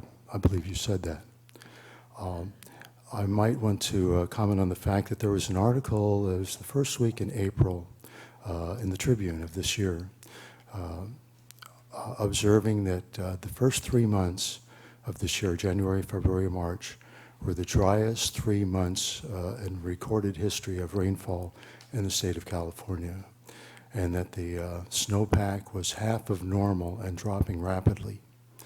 And I think anybody that has a water gauge, including this district, would have known at that time that no, we did not have adequate rainfall, and that the majority of the rainfall that we received was in October, November, and December. And obviously, probably one of us could have gotten up here at the podium and brought that to your attention and said that probably would have been a really good time to make the community aware of the water shortage that we were going to have during the summer months, and have encouraged people at that time to cut back on their landscape watering, which, as we know, is about 30 to 40% of water usage in the summer. If you had just suggested to people at that time, if you water twice a week, do it once a week. If you water once a week, do it every other week. And that probably would have gone a long way to perhaps avoiding this crisis that we have at this time. I do want to comment on a couple of things also. Director Robinette, she's been fairly vocal in the past month about water storage, and which obviously is an important issue. But she was talking about, an attainable water solution, finding that and then starting construction. And I'm just going to make this comment again, and other people as well as myself have gotten up here and talked about getting cisterns, in other words, water tanks. And I appreciate the fact that the district is now, if a person gets a water tank, you're going to give them $50. Is that right? Did I misunderstand that? Oh, that's correct. Okay. And that was made at the administrative level just because we feel that it's going to be helpful to the community to get these tanks. Well, it obviously is going to be helpful to the community, but I'm just wondering why did it take this? Why did it take this so-called crisis? I seem to recall, and I've made this comment before, It was back in the early 90s that people were encouraged to get water tanks and were given, money in return. And that only happened for a couple of years, and that it didn't occur any longer. And I'm going to speculate that it's because the district wasn't going to make any money on that, and they wanted to go in a different direction. And if I can just say one more thing, because this is a very important issue. You were commenting on the fact that the nursery has a gray water system. And myself and other people have gotten up here and encouraged you to make that another opportunity that people have in this community. I mean, making it more visible than you've been doing. And now that it's become an issue, why aren't people being encouraged to use gray water systems at their homes? I mean, why isn't this happening? Why hasn't it happened? Why isn't it happening now? And I just want to say this in conclusion. The crisis, the emergency, it's not so much a water crisis. It's not a water emergency. The crisis and emergency is the lack of vision, the lack of decision-making process with the district and the board. Thank you very much. Thank you, Mr. Farmer. Okay, moving to members and board reports. Members, any reports? You were, I thought you were after B. No, he's part of A. But if you'd like to speak now, Elizabeth. That's my mistake, sir. I regret having made the mistake, and I shall wait patiently. If you'd care to speak now, Elizabeth, please. Oh, okay. I'm curious about the committee reports, too. Thank you. Members, any? I have a quick one. I went to the NCAC meeting at the, Director Rice was out of town. I suppose, one thing I recognize is that they really had extensive minutes on public comment. I appreciated that. And probably the most significant thing they were working on, they have land use authority, or they recommend to our supervisor, district supervisor, items on land use. So if one wanted to put it in a lawn, they have to talk to the county. They don't talk to us. But anyway, they mentioned the fact that they were against the lodge having the Christmas lights festival this year. And I think that, well, personally, I think that's sad for me. I think they had an excellent program there. They were trying their best to, fix some permits and so on and so forth. So, but their recommendation was not to support that effort. And there were some other things, but their minutes are available. Okay, thank you, Mr. Berger. Director Rice? Would you put the timer on me, because I might go. I had an opportunity to go to the CSDA conference last week, the California Special Districts Association, and as part of that, did my final training to get my to finish the Special District Leadership Academy, which Merle recently also completed, and that reduces our insurance through SDRMA, the Special District Risk Management Authority, and it was incredibly educational, and the conference itself had a bunch of breakout sessions, and I have all of the training booklets. If anybody wants to use them, borrow them, read through them, just to kind of see what they cover. I also brought 3 of these because, just in case, in November, you can actually complete the entire training and get your certificate in a 2.5-day period in Napa, and it does affect our insurance coverage, so I think it's worth it to the district to go. Plus, it's in beautiful Napa Valley. If you would like to stay right on site at a winery, my mom has a cottage that she frequently has available. But I brought one of these for each of the directors that hasn't finished the program yet. I know Gail has done it at least. Have you done 1 or 2? But this is, instead of 4 days plus some, you can get it done in 2.5. So it's in November. I'm registered. Awesome. So glad to hear that. I also, this is from the exhibition hall for the general manager. This is a bunch of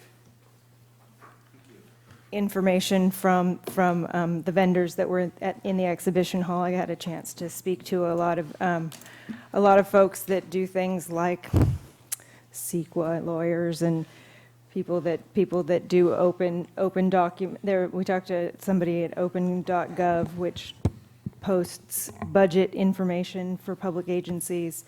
Bunch of people providing a lot of different services to special districts, and meeting a lot of board members and staff members. It was really informational, and like I said, if you want to see any of the materials from either the trainings or the conference, I am more than happy to loan them out to you, and I will probably be bringing this up at future board meetings, because I think that this board could take advantage of some of the board development suggestions that are in these.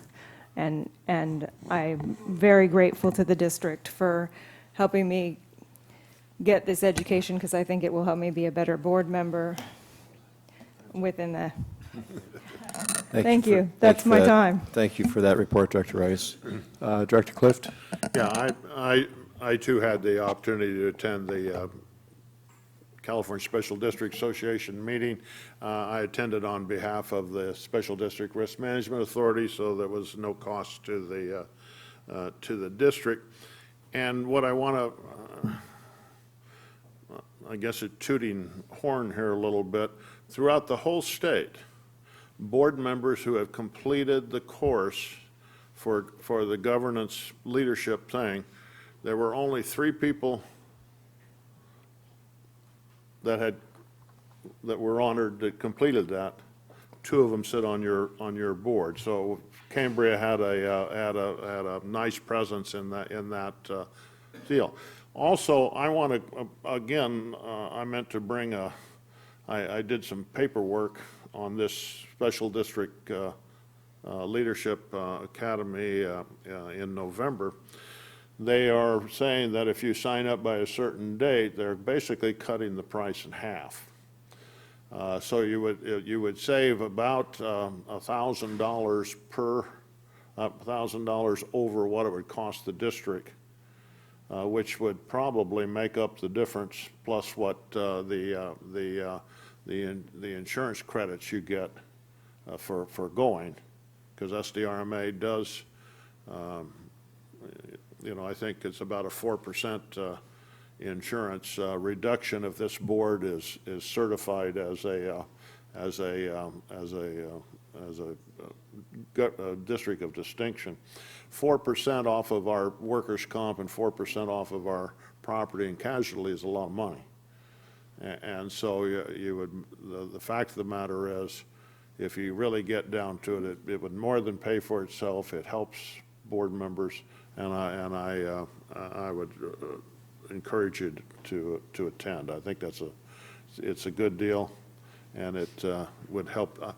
It just helps everybody out, and I think it makes the board understand some of the pitfalls you can get involved in, and hopefully avoid those. Anyhow, I don't have any other reports. Thank you, Director Clift. Okay, then, Ms. Bettenhausen.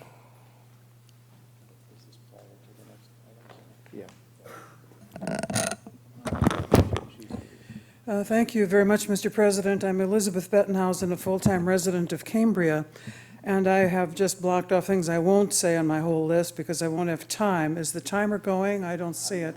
Thank you, Mr. Berenger. I won't start yet.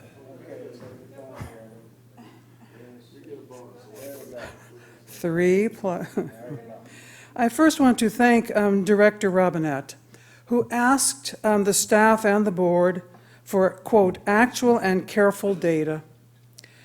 And I really think that having the facts before you would make it much easier to achieve consensus or a fully deliberated debate, at least, on a particular issue.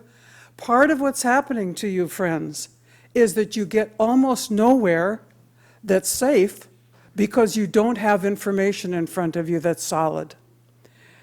My second comment, I have heard for months upon months, and I hope that, Mr. President, you would convey this information to your general manager. I have heard for months and months that the conservation report needs to be extended, needs to be better, needs to be more comprehensive. And the general manager has said this repeatedly. I want to know, why is it taking so long to get a description of what's happening actually in conservation in Cambria adequately before you as a board and before us as the public? I want to know if the 20 of 22 options are being fully or partially, that's language that covers up. It does not disclose. I want to know what's going on. I also want to know, and I thank Ms. Hawley for raising the Ferguson. It's in the August issue, but the general manager was talking to Ferguson at the August meeting. And if we have now had, as the general manager says, significantly less that we will have to pay them, what does that mean? We pay them now what? $50,000? I have no idea. Who signed the contract? And for 6 months, what are they supposed to do? I think that we have far too many projects in this little tiny cute district for adequate staff and actual staff to do satisfactory and sufficient work for this district. We need to reduce demand, not only for water, because I agree we are overbuilt. We need to reduce demand on the staff. If you read through your agenda today, it's hilarious, because it makes it sound like we've got Superman hired 19 times. And you keep doing policy which lays it on them. And it gets worse and worse and worse in the quality of the work. You are making policy and we are getting management. That means that we are in trouble, not simply whether the creeks are full. Which pipe is going to break tomorrow? That's the basic question in Cambria. And friends, I don't want to sound like I'm just the old professor, as my first grade kids say, are you an old lady? I said, you better believe it, I'm 71, how old are you? And I don't want to sound just like I'm a professor that didn't quite retire. But friends, you must do your work. I get 10 extra seconds since it took so long to set the clock up. You must do your work of setting policy and evaluating the quality of the work of your staff so that we don't keep getting major projects. Oh, do look at your agenda. Hey, we're going to get a wastewater treatment plant master plan. That is on your agenda. Are you going to approve it? Thank you, Ms. Bettenhausen. Okay, moving to the consent agenda. We have before us items 7A and 7C. 7B has been pulled. Director Berenger, do you have something on that? I'd move approval of the consent agenda with the exception of 7B. Second it. Okay, we have perhaps if you allow me to just comment on why my comments, I pulled the 7B, the minutes, just so that I could comment on them. I don't mind them being included in the motion and approval. I just wanted to pull it so that I had an opportunity to comment on them. Would that be acceptable to the President? I'll remove the motion then, if it's just a brief comments. Okay, so I just have a few brief comments, and that's why I pulled the minutes, and we can include them in, then again on the consent agenda if they need to. I was moved to actually watch these videos. I watched the one that Mr. Hellman did, and thank him for videoing that particular event. And we had another video on the last special meeting, and thank you, Mr. Thompson, for helping that to be videoed. And even though in the budget you said it was $400, since it ran 5 hours, it cost us far more than that. But in watching these videos, I noticed that the minutes, the way we do them, it's an action minutes, and it says public comment, and it just says a person. It doesn't say what happened. So in watching the videos, I looked for somebody that had actually constructive comments, and I wanted to recognize those people. I'm sure I got most of them, but Mr. Seavey, in his comment, he talked about cisterns and was an advocate of that. I thought that that was a suggestion to bring it up again and again, and of course, Mr. Farmer has said that too, so I want to give him credit for, and also in an article in the paper, which is immaterial to the meeting, but people that come up with positive comments, I wanted to recognize them. So that was one. Where else was there another? I know there's another one here somewhere. Positive. A lot of people ask questions, and they just ask questions. And they aren't saying, why don't you do this, why don't you do that? They just ask questions. Okay, I know there's one. Oh, somebody said, Ms. Webb mentioned that we're out of money, and we aren't. But I just wanted to bring this out. She mentioned that we had 310 new projects in the last 10 years, and I've been trying to research that and confirmed that there's only 63, I believe it's 63, but 60-some new connections in the last 10 years. So I'd like to put that issue to bed. There were 144 pipeline projects. Apparently, they all aren't here. We only had 60-some additional accounts. And you know, somebody thought that we should have an ordinance that restaurants don't serve water unless asked, and odd and even day landscaping, and of course, all that's in our basic code itself. Mr. Seavey was, as I mentioned, was an advocate for cisterns, and there was one woman that made a prayer. Mrs. Mahoney made a prayer. Sure enough, we got a spit of rain on Saturday. With that, that concludes my comments. Okay, just one further, as long as they're pulled. On the August 22nd minutes, it was indicated that Harry Farmer, Chamber of Commerce, was opposed. I think the statement was that Harry Farmer was one of the co-hosts of a mixer, and Harry may or may not be a member of the chamber, I don't know, but the chamber did not oppose the board's action, so if you could strike the Chamber of Commerce on that. Can you, Director Behringer, can you provide those items to the clerk? And if so, I would move the approval of the consent calendar with the additions that you could provide. Sure, I can do that. Copy to and the addition. Okay, but before we do that, Jerry McKinnon had a comment he wanted to make on 7A, so Mr. McKinnon.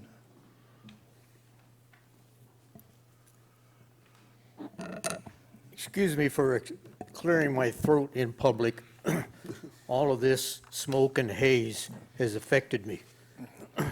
I'm curious, just curiosity, it's what it's all about. Thank you for the slide presentation of the improvement for the facilities and resources as a workstation for them, which sparked my curiosity. There are our bills, our expenses cover the month of August. And in that, a cursory examination indicates that $2,889.38 were expended for the improvement of that particular facility. My curiosity is, the work that was done that we saw on the slides, was that in last year's budget? Or is that applicable to this year's budget? And I'm curious as to whether that improvement is just an issue that a good bookkeeper can shuffle the figures around and make everything work out all right, or whether there in fact a plan put into the budget to expend money for that particular program. Just curious, and it reminds me of that song. I won't sing it, but he said to me, "Do you know that curiosity killed the cat?"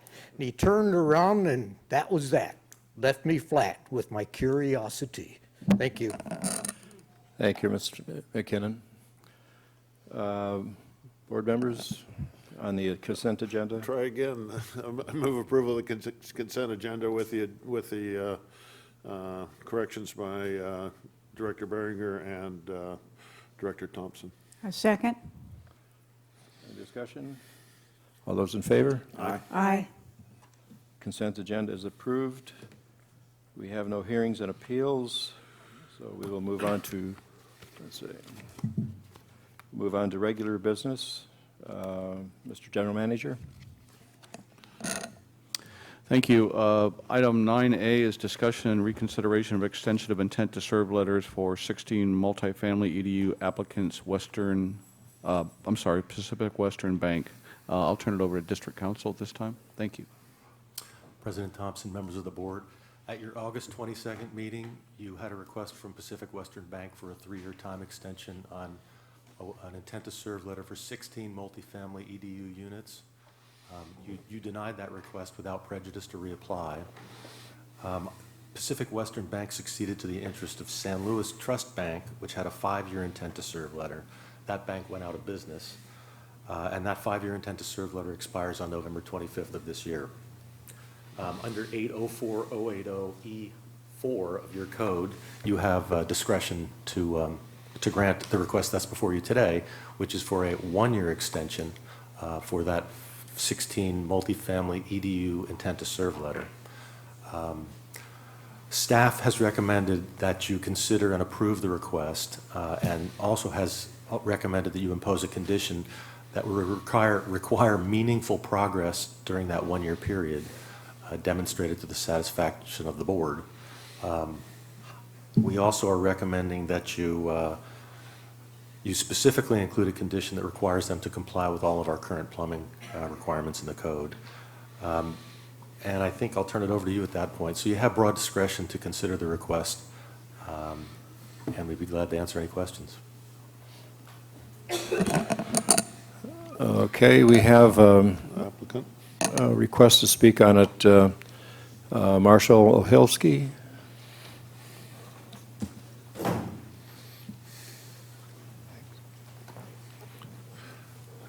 Since they're the applicant, I don't know if it's a 3 minute. Mr. President, could we, since the applicant, well, they're not the applicant's in town. This is a representative for them. I'm representing the applicant, Yeah. correct. As long as we allow the applicant to speak also, or if requested by the board, I think that would be the board. Yeah, he's requested to speak under, as a public comment under 9A, so, and then we have a couple other folks requesting to speak, so we'll after public allow comment, that, and after public comment, we'll bring it back to the board, and if there's questions for Mr. Ohilsky or other representatives of the applicant, we'll ask you to come back again. So, sir, if you would just make your 3-minute public comment, then maybe ask to come back to the podium. Can maybe I clarify something? I was going to speak as the applicant's representative, so is now the time to do that? Yes or no? Yeah. Okay, We can fine. always ask questions afterwards. All right, thank you. I'm Marshall Ohilsky. I think most of you know me as from my involvement in the Los Osos Community Service District, but I'm here as an individual in my private industry representing the buyers of the property. I'm not representing the bank, so this comment about the banking community is incorrect. There is buyers for the property. They have been looking at the property, negotiating at the property, and doing their due diligence on the property since the first of the year.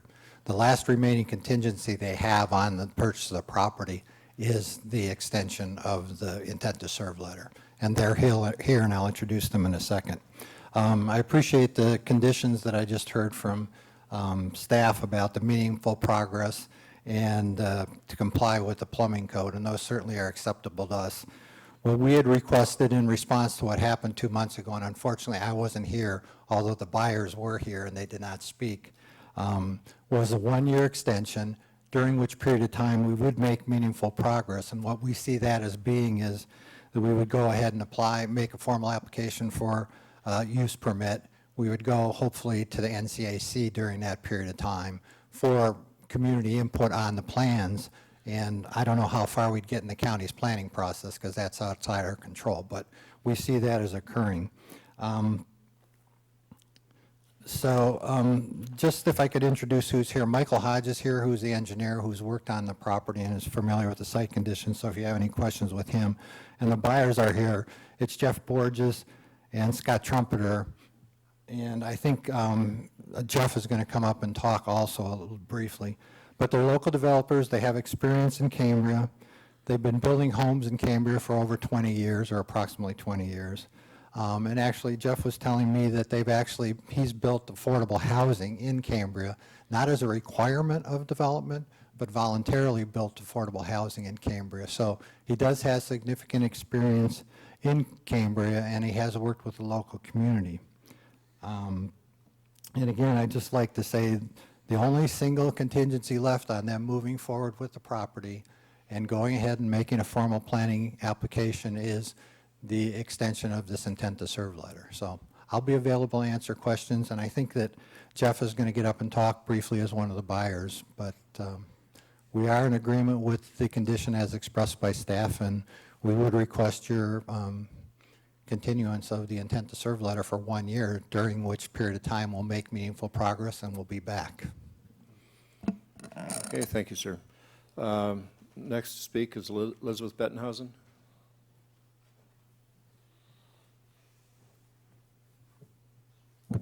Well, thank you, Mr. President. I have only to say that last time you considered this, you had a very excellent discussion of policy questions when you looked at this before. Then you sort of managed to decide that you wouldn't take a position, but rather maybe look at a 1-year extension. So I hope when you look at this today, you come back to the quality of conversation that you as policymakers had before, because you are looking at 16 EDU intent to serve letters. You are also looking at a creek which ain't very wet. Thank you. Thank you, Ms. Bettenhausen.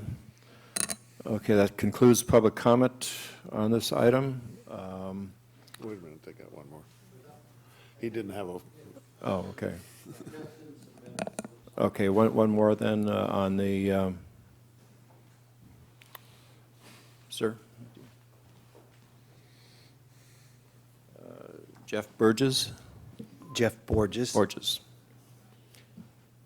I just wanted to let you know that I was, Scott and I were here last meeting, and so that it appeared that that the bank had just put this thing together, and that was not correct.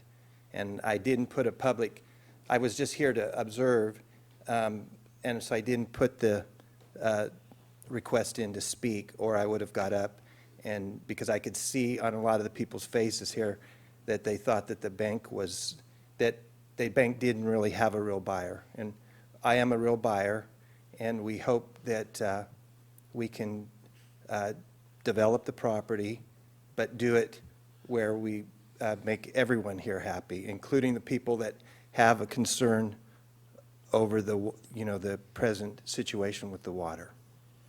Thank you. Okay. Thank you, Mr. Borges. Okay, back to the board for discussion. Director Clift? Yes, this property has been kind of a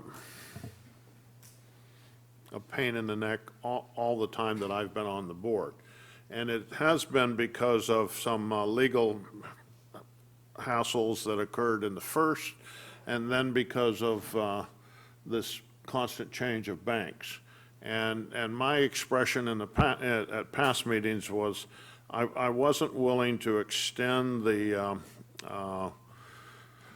intent to serve simply because a bank wasn't a developer. They just wanted to hold on to it until they could maybe find somebody to sell it to, and it was just a speculator situation.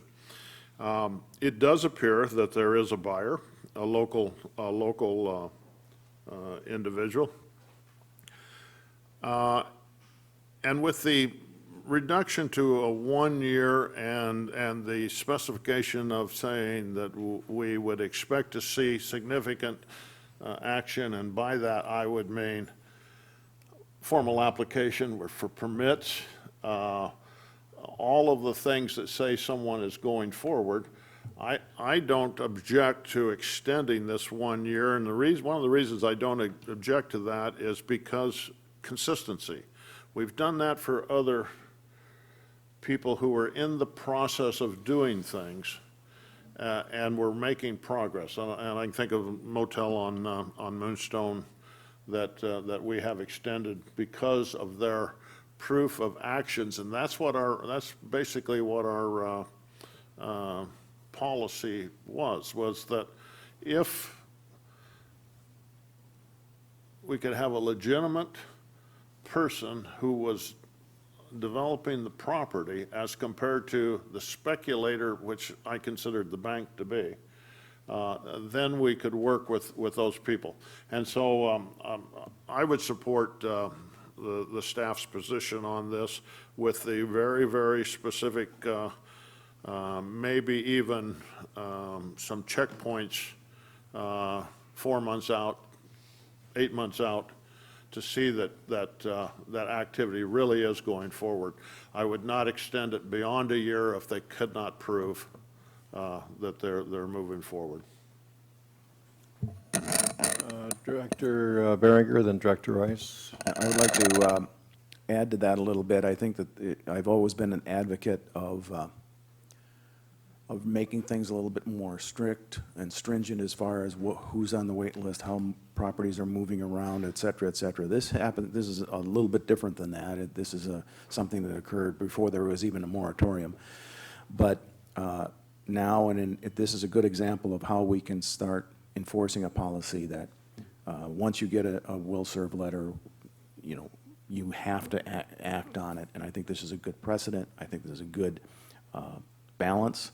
I think that everything will have progress in a year, and if we don't, it's done. I'm not necessarily an advocate of 4 months or 6 months if the applicant would like to give us information on what's going on, but when 1 year comes back, whether they've given us 4 or 6 month updates, I wouldn't support an extension beyond the year without significant progress. And significant progress isn't I went to the NCAC, significant progress is actually putting a permit into the county for something specific. Director Rice. I have a few questions and a few concerns. Speaking to Director Cliff's concern about consistency, I think that it's time that the board take a look at the policy and make very, very clear before we even get to the issue of how many intent to serve letters we might decide to issue. What is the policy? Because the infinite extensions is, in my mind, not just bad policy, but it is unfair to folks that are waiting to build to have folks that have intent to serve letters that they are not currently using. And I understand there are some extenuating circumstances with this particular property, and I have some questions that maybe the potential buyer could answer about the building. This is on the same block as the Kingston Bay project, which has 11, almost 12 EDUs that they had extended, and this is multifamily. And I'm just curious if it's going to be affordable housing, and if any of the design has been contemplated or completed. I would assume that you can't apply to the county before you actually own the property, so they probably haven't done that yet. And I don't know if there will be complications with the escrow because of past or ongoing litigation issues, and so that would maybe push them back, and we'll be back here in a year again to give them another extension again for 16 multifamily EDUs. So is any of the design, can I get that? Mr. Ohelski, would you like to take the podium? Possible. Is it going to be affordable housing? Because I know multifamily doesn't have to be affordable housing. Is it going to be affordable housing, and is it going to use 16 EDU? Is the design going to be that dense? At this point, there are conceptual, let me backtrack just for a minute, just to give you, the the bank did make an application that was sitting there dormant for the last 3 years. So the buyers are going to make a new application, okay? And the idea is that the density on the property would be somewhat reduced. As far as specific numbers at this point, I can't really say, but being familiar with the property, I'm sure as you all are, I mean, you're not going to build an apartment building on that property. There's going to have to be a series of smaller units spread out through the property. So that's the concept that they have. As far as affordable housing, as I mentioned, they've already done voluntarily affordable housing in the community, and that's what they're looking forward to doing at some of, depending on how many units they get approved, because they may apply for X number of units and, you know, they may only get Y number of units applied. So that's a question that we really have to go through the planning process to find out the answer for. But their intent is to go forward with the reduced density and some affordable housing component if they get their plan approved. So does that answer your question adequately? Yeah, I think it answers that question. A question for District Council, if the extension were not granted, would this property go on to the wait list, or would they just not, they would just essentially be SOL, or, out of luck? Monique can correct me after I make this comment, but I believe they don't go back to the wait list. They do or they don't? They don't. They do. Oh, they do? Where do they fall on the list? So they go back to the position on the list that they came from if you deny the request. And I'm not sure exactly where that position was. And if the design, and I don't know if anybody can answer this question, but if the design is such that, like I know that the Kingston Bay project, there's a certain number of EDUs that are required because, the engineer reviewed the plans and that's how many EDUs of water was required. If their design ends up being less than 16 EDUs, what happens to those extra EDUs? Do they become saleable? They can sell them to somebody, or they have to stay on the property, or they disappear into thin air? Monique? Like I said, I don't know if you know an answer for that. I'm going to quickly look at the code because I think I could find it. Okay, thank you.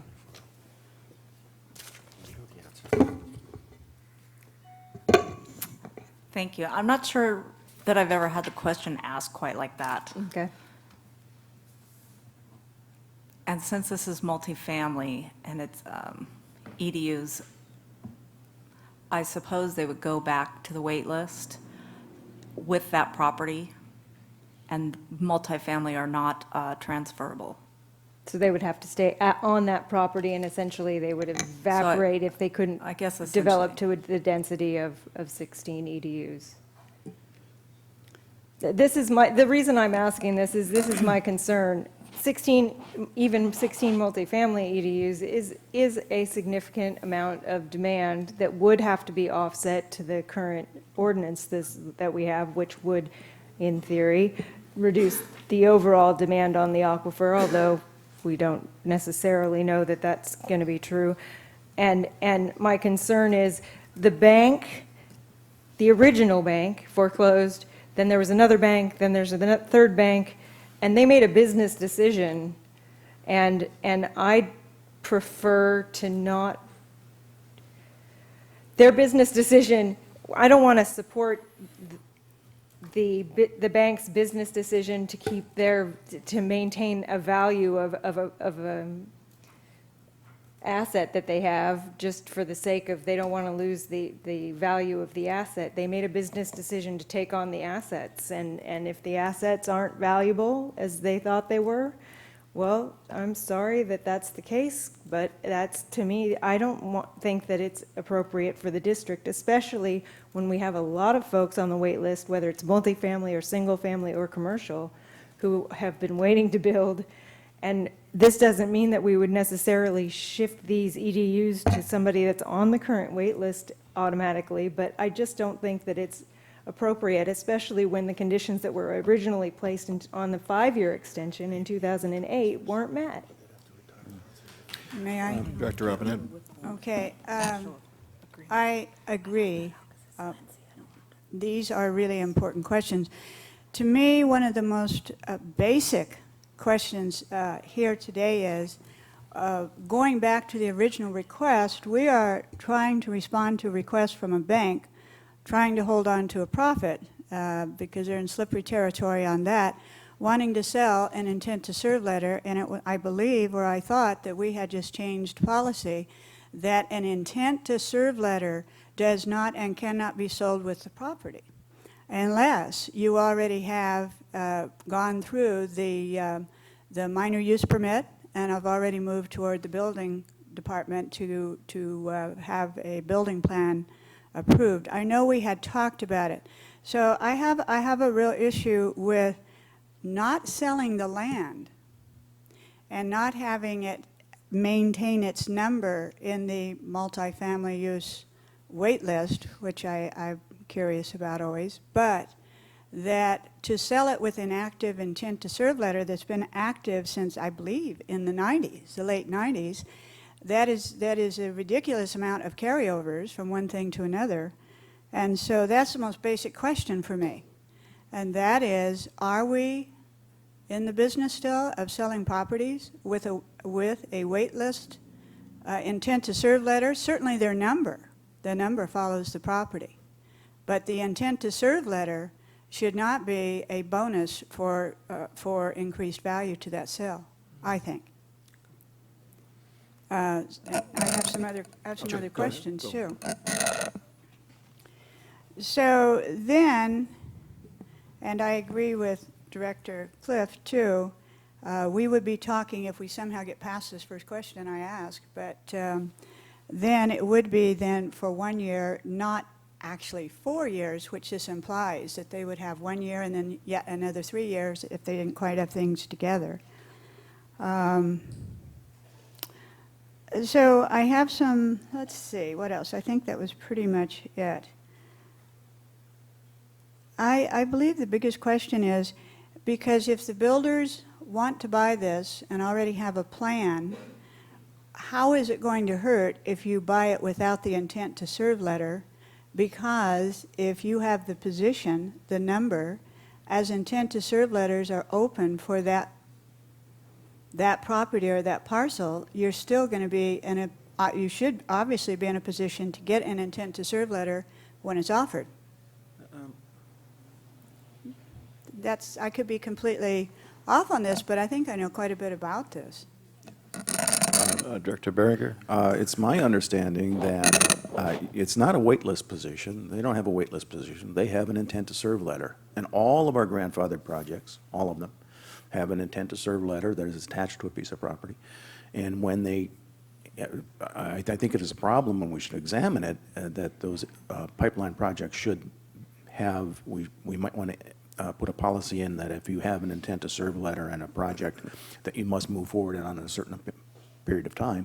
But it's not like the intent to serve letter itself is attached to the property, and is in all of our projects are that way. What I do, and also I believe that if they were to, correct me if I'm wrong, if they didn't have any intent to serve letters and they came to us with an affordable, low-income housing project, we wouldn't even have the opportunity to say no. I think that if I'm correct, we wouldn't be able to say no to that project. So, and I also think that if you looked at the bank and the statement, the fairly large package that they had about a $3 million value on it, and the bank's going to take a big hit. And they won't take a total hit, but they're taking a big hit. I'm convinced that there's no $3 million out there for that particular property. So I tend to think in the long run, we're actually going to have less water use by approving this transaction. And I agree with you on the 3 extra years. But as I read this, within 1 year, they've got to have substantial progress. And then they also want the assurance that if they do have a permit and they're starting to break ground, the county can stop them from proceeding if they don't have sticks in the air, as they say. So they're looking for, if they prove to us that they have substantial progress, and I think this discussion is saying it's substantial progress, then the 3 years, I'm comfortable with that. So, Director Rice and Director Robinette. Question. The wait lists were closed in 1991, and this intent to serve was issued in 97, so in theory, they would have had a waitlist position if we have the record somehow that we would know that where they would be on, is that true? We would know where they would go on to the wait list, even though they haven't been on the wait list since 97? We would know where they would end up? Yes, we have it time-stamped. Okay. So they would end up back on the, and Director Behringer is completely correct that if they came forward with a project that was officially affordable housing, low-income housing, that it wouldn't be even, we wouldn't even be needing to have a discussion because it's state law requires us to provide letter at the EDUs and a letter of intent for low-income housing. I haven't heard that this project is low-income housing. I also still haven't heard the answer really to what if it's not 16 EDUs, which that's a lot of density with, you put Kingston Bay and 16 additional EDUs on that one block. Wow. I mean, that seems like a lot of building to me, so. Director Robinette? Okay.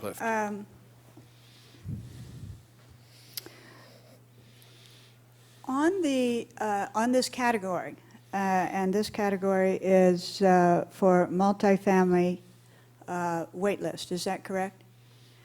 How many multifamily wait list numbers do we have? Do we know that?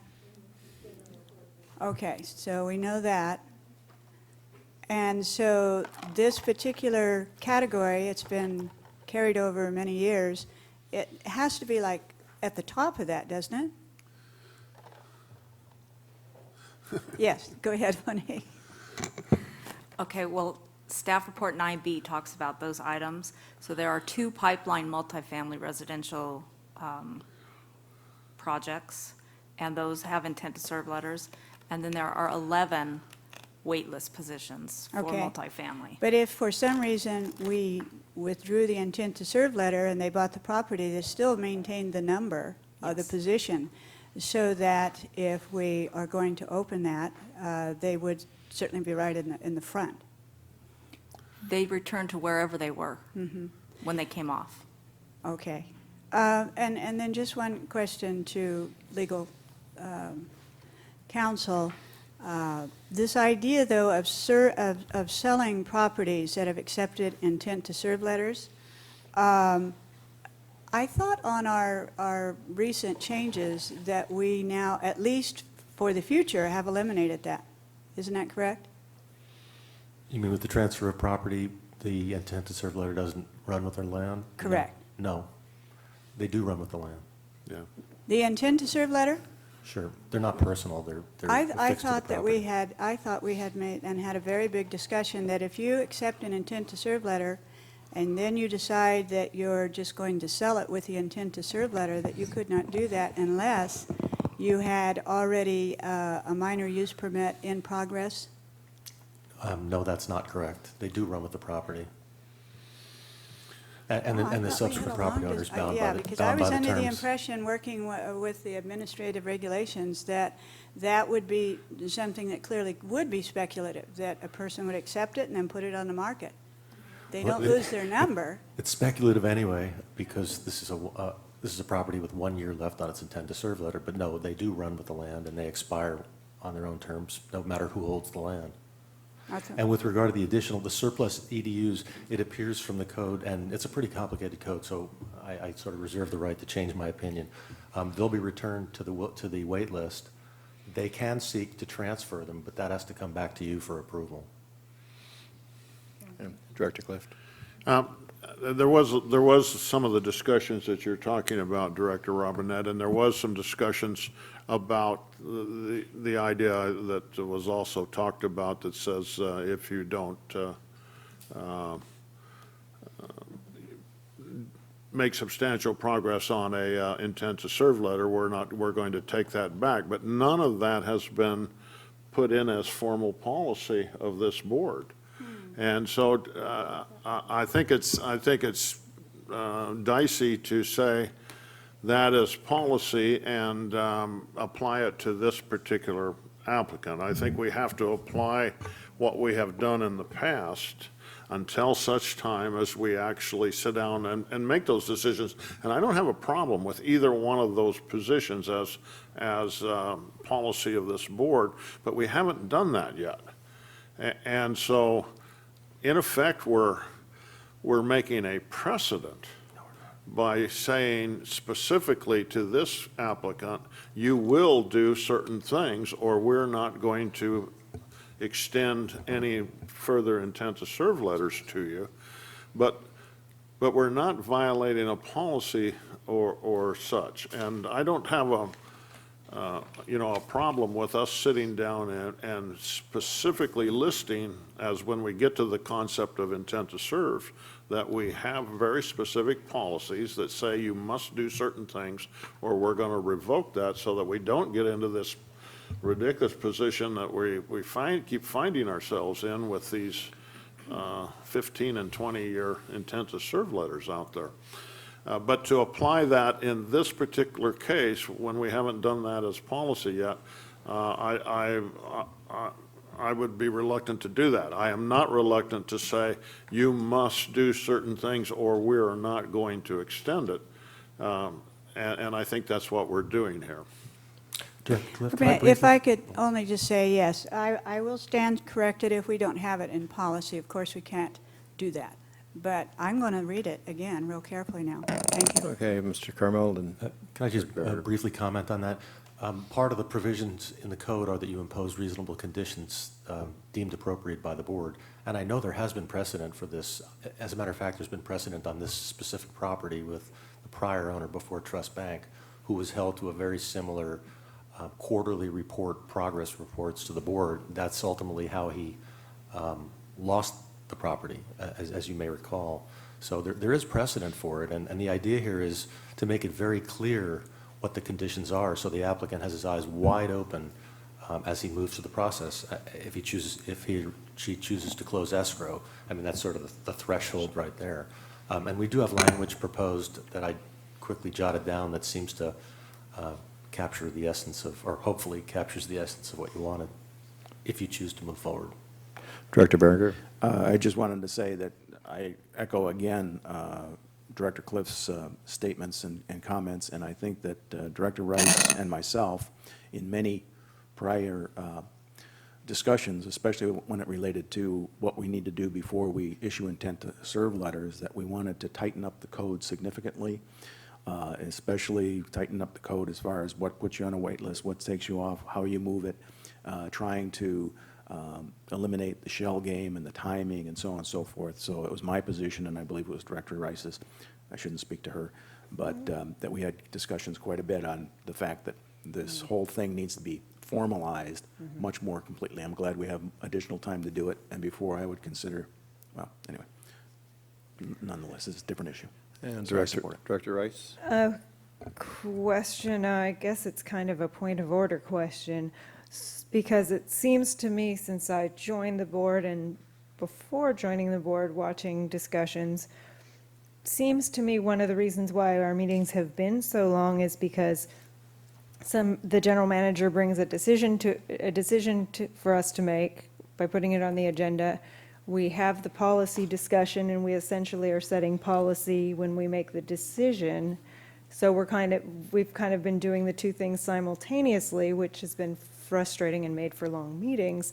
Like this particular item is a good example, because it is clearly a policy that needs to be made. So when do we make that policy? If we're having the policy discussion now, how do you change the policy except for when you're doing a decision? I mean, if there's a better way to make the policies, then let's do it, because I'm all for shorter meetings that make more sense and that are focused on policy and not decision-making on an ad hoc basis. I don't think there's been any specific policy on this. I think we're just dealing with past precedents, and certainly Well, I'd like to see absent new a policy set today based on this particular project and then going forward, so that we have a better idea and not just make specific conditions on this particular project, but actually make it as policy and direction to staff as how to handle these going forward. I would suggest that, and I think it would come later in this intent to serve question situation that we form an ad hoc committee to set that policy, bring it back, and we do it.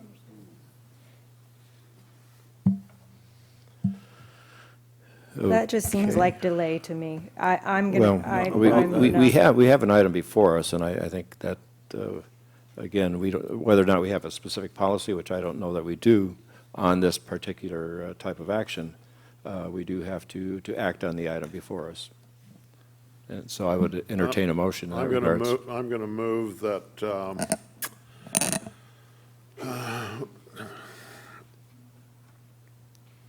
that we issue an extension of the intent to serve letter for 16 multifamily EDUs.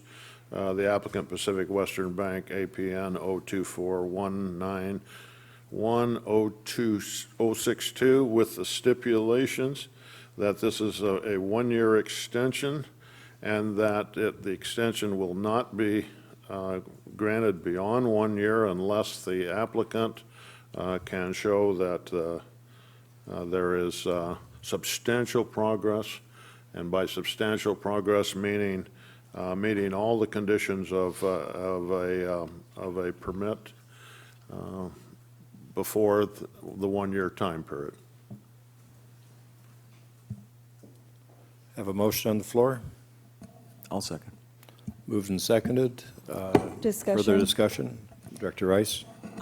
if it seems like there's going to be an extension granted, I don't think that I'm going to vote for it, but I would like to suggest that there be a condition regarding the number of EDUs. If the number of EDUs required for the design is less than 16, how staff should be dealing with that. I'd propose a friendly amendment that I seconded, that we add an additional stipulation that in the event that the initial construction applied for and conducted, if it uses less than 16 EDUs, that the additional EDUs are abandoned. If they use 10 EDUs and because it best fits on the property and there's 6 left, that they abandon those on that property.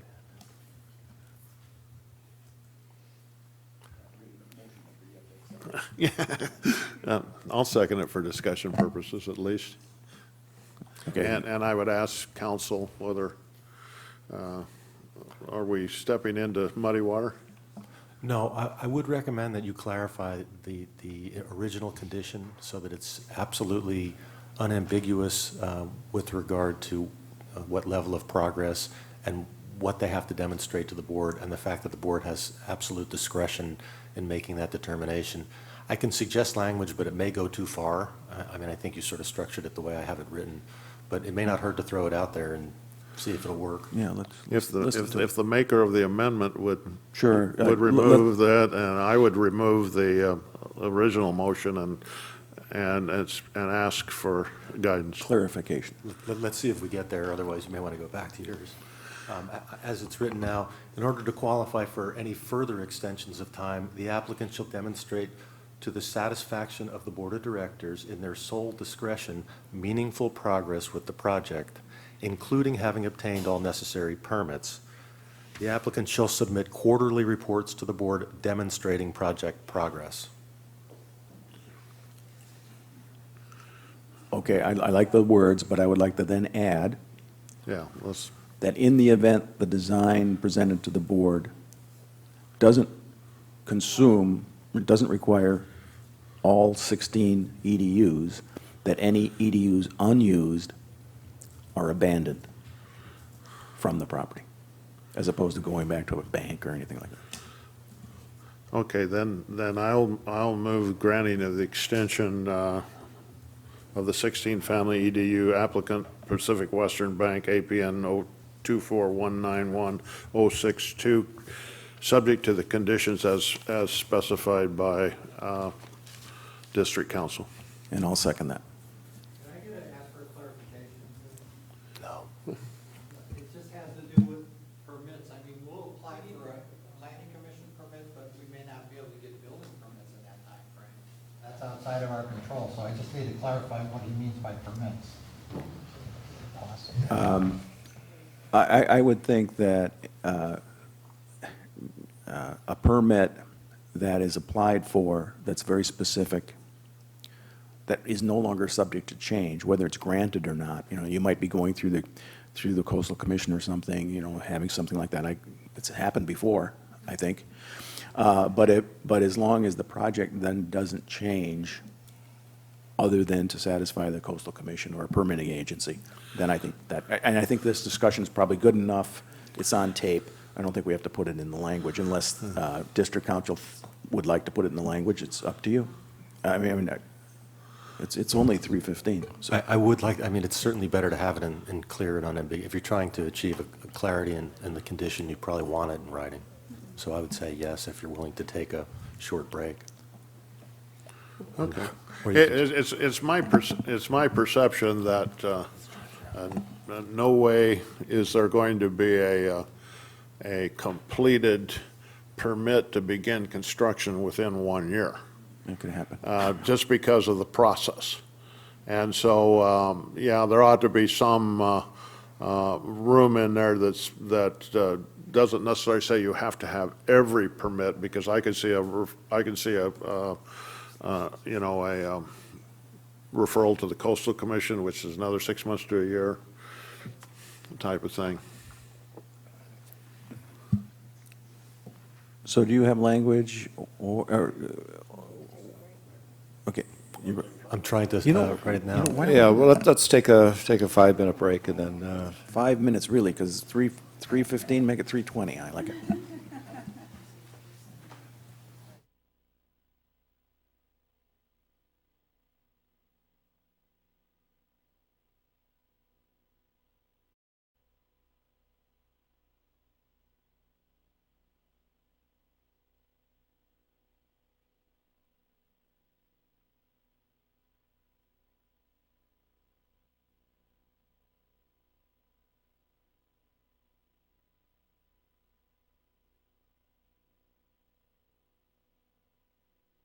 Consistent with board direction, and maybe we have, I don't know. It's all over the paper, so it may not come out right.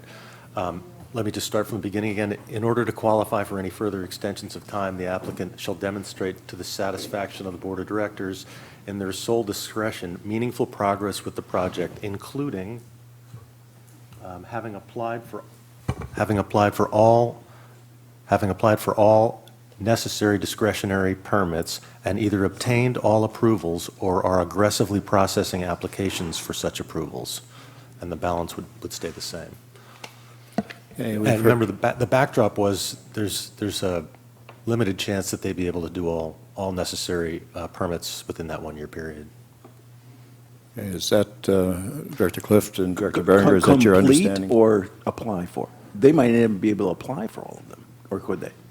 They can apply for them. They'll just be checking through the process. Yeah. And the balance, I didn't read the balance of the condition, but the quarterly reports and everything else stays as is. Okay. Shall I read the whole thing again? Any further discussion on the motion? I didn't, I think we have to start again and say, I would move Mike, turn your mic on. I would move that we extend the intent to serve letter for the 16 multi-EDUs applicant Pacific Western Bank APN 024-191-062 with the language as developed by our district council. And I'll second. Any discussion on the motion? Director Rice? I'm sorry, I didn't hear, is the issue of if they don't need 16 EDUs in those conditions? Yes, Thank you. that was a separate Thank you. condition. Okay, no further discussion. Madam Clerk, would you call the roll? Director Cliff? Yes. Director Robinette? No. Director Rice? No. Director Vice President Behringer? Yes. President Thompson? Been conflicted on this more than just about any other. No. Thank you.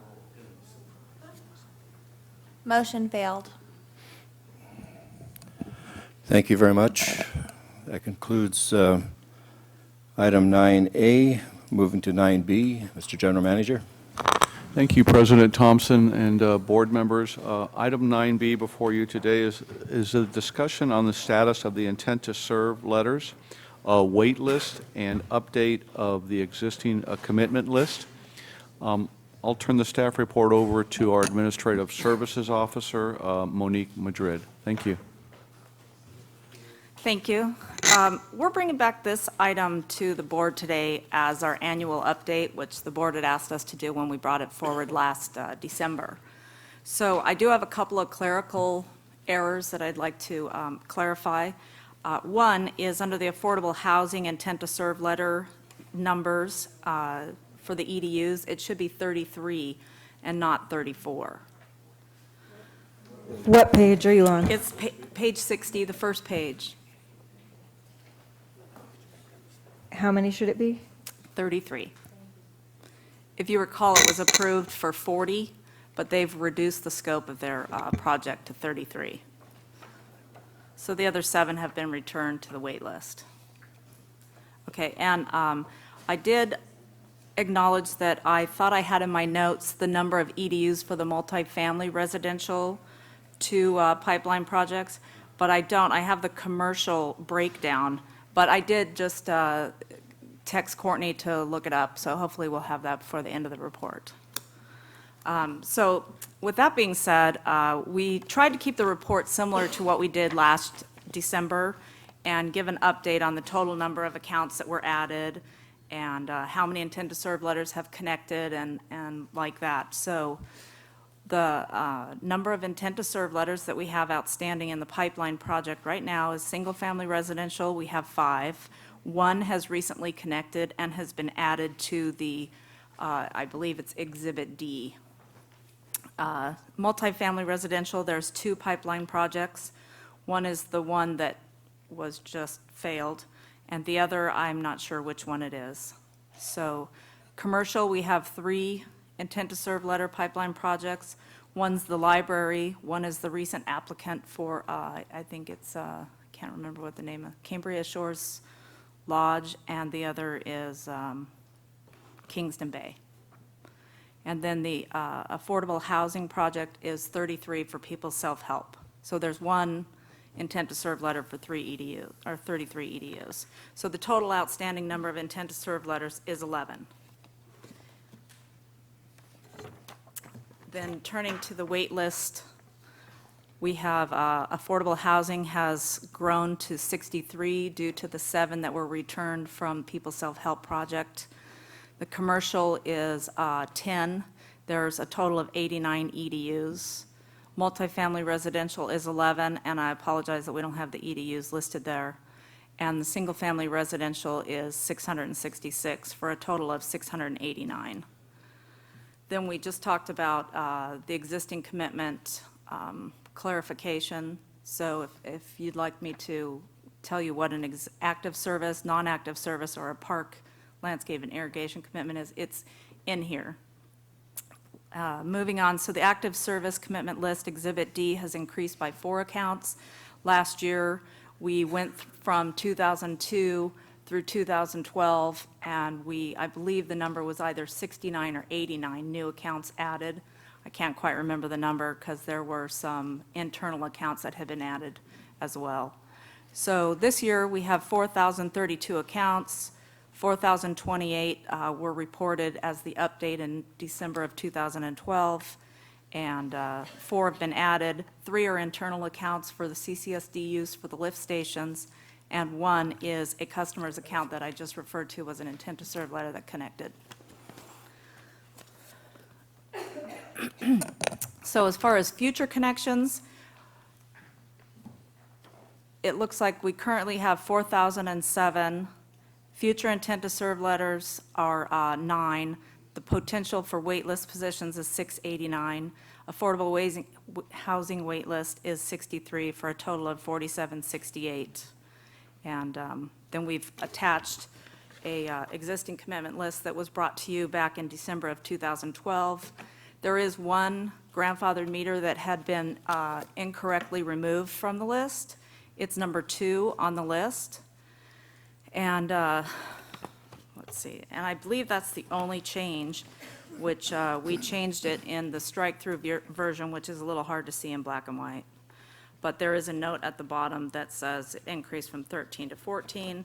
And then if you go to the clean version, it has number 2 is entered, and there's a note in there that says it was removed from the list in 2007, and it should have been included in the 2012 report. So with that being said, I'll take any questions. Exhibit D is just all of the current accounts. Okay, before I bring it back to the board, we have 2 public comments. Cynthia Hawley? Pardon?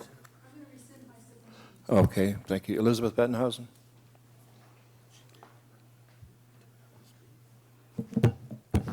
Thank you very much, Ms. Madrid, for that explanation. And I guess my brain shut off its math section, the synapses, a bit ago, because I need to go back to page 60, if I may. Oh, I'm sorry. I shouldn't have looked at you, Mr. President. Page 60. Did I hear correctly that single-family residential under intent to serve pipeline projects should now say 4? Because 1 has already gone on. I mean, they're beyond that now. And we don't know for sure, since your action today, if there is 1 or 0 multifamily, because we don't, Ms. Madrid was not quite sure what the other multifamily residential intent to serve pending was. So if I look at that and add them up, 4 and say 1 is still there because you defeated 1 today under multifamily, and then 3 and 1, that adds up to 9. I know this is picky math at this point, although we have tried so hard to get this list accurate for so long. I'm not quite sure if perhaps the number 62 under future ITS connections, it says 9 there, but that's not the same number that was 11 on page 60. So I'm just a bit confused, and probably it's not even possible to explain all that today, but I would hope that you would make sure that you get accurate numbers when you're really trying to update this material. And of course, on page 60, your multifamily residential, it should have said 16 EDUs, but now you defeated that. And so my question is it strictly identical to 1 EDU for a multifamily there? That's unclear to me. And that's quite possibly the case, that for residential, you don't list EDUs because it's just the equivalent for a residential. So thank you very much. I'm confused, but don't waste your time trying to make sense out of it from my poor brain. Thank you, Ms. Bettenhausen. Directors, any questions, comments? Director Rice? I agree with Ms. Bettenhausen on her comments, and it really would be nice to know the EDUs both for the pipeline, and I understand that was maybe an oversight, and you've been very busy. I completely understand the oversight. However, EDUs are meant to help the board plan for how much water we're going to need to provide somebody. So when you say there's 11 multifamily residential, because there is no design yet, we don't know how many EDUs might be assigned? Is that the case? Or do we know with somebody who is on the wait lists for multifamily resident? I mean, we know if they're on the wait list for commercial, there's 10, let's just say, people that have a commercial wait list position, and we expect that those 10 people, businesses, will use 89 EDUs for their projects combined. Do we know a number for the multifamily residential? We do. And that's the one that you said you were trying to get from Courtney? Well, I could try to get that, yes. Or I can bring it back next month with everything updated. And the same with affordable housing. Is that the number of EDUs or the number of people on the list? Because you said the 7 went back to that to make it 63. So is that EDUs or is that people on the affordable housing? Or available letters to give out? Well, the way I think about it is in terms of parcels and not persons. Okay, parcels. And so I'm okay when with I that. see 10 commercial positions. It's 10 parcels with the assignment of 89.9 EDUs spread throughout those parcels. Okay. As far as multifamily residential, they do have additional EDUs because multifamily can be more than one unit. Right. Single-family residential and affordable housing, I believe we have them listed in the category of single-family residential, but affordable housing could be multifamily, and then they would receive multiple EDUs, as in the case of people self-help. I see. So affordable housing is also multifamily, so it's actually not really a separate category per se. Is that what you're saying? It's a separate category, but it's not the same as commercial or multifamily. So in other words, we have 63 waitlist positions for the affordable housing project. If you came forward and you had, say, a 20 You needed 20 unit EDUs. Right, if you had a 20-unit project Okay. on a particular parcel, you would get 20 EDUs, but it would be one project. Okay, and I just would like to say that having the total on the EDUs for whatever project, whether it's, I mean, single-family residential, obviously, simple, same number as the total number of, that are on the list. But the multifamily and commercial, I think for planning purposes, for us understanding how much demand we may be looking at, we need to, me personally, I'd like to have those numbers to be able to know. Because that demand, I mean, even if we're offsetting demand with every project, that's still a certain amount of demand that's going to be required. I And a agree. certain amount of offsets that are going to need to be found somehow. I agree, and I apologize for the oversight. Okay, anyone else? Director Clift? Yeah, but that demand, I mean, it's good to have what the total demand is, but like the single-family resident demand could be over a 30-year period.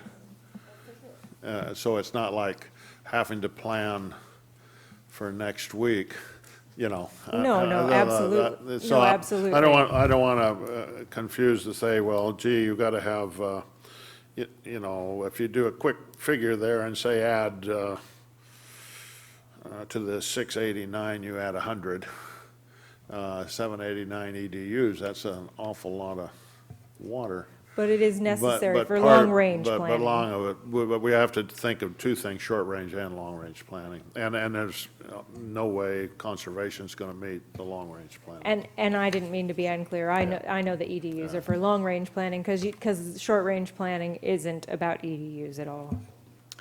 Director Berger? Yes, I have a question in Exhibit D, that's the active service commitments. It's sorted by APN only? No, I believe it's sorted by category as well. So the meter designation, if we turn to the very last page, there's a meter designation summary, I believe. Yeah. It's on page 157.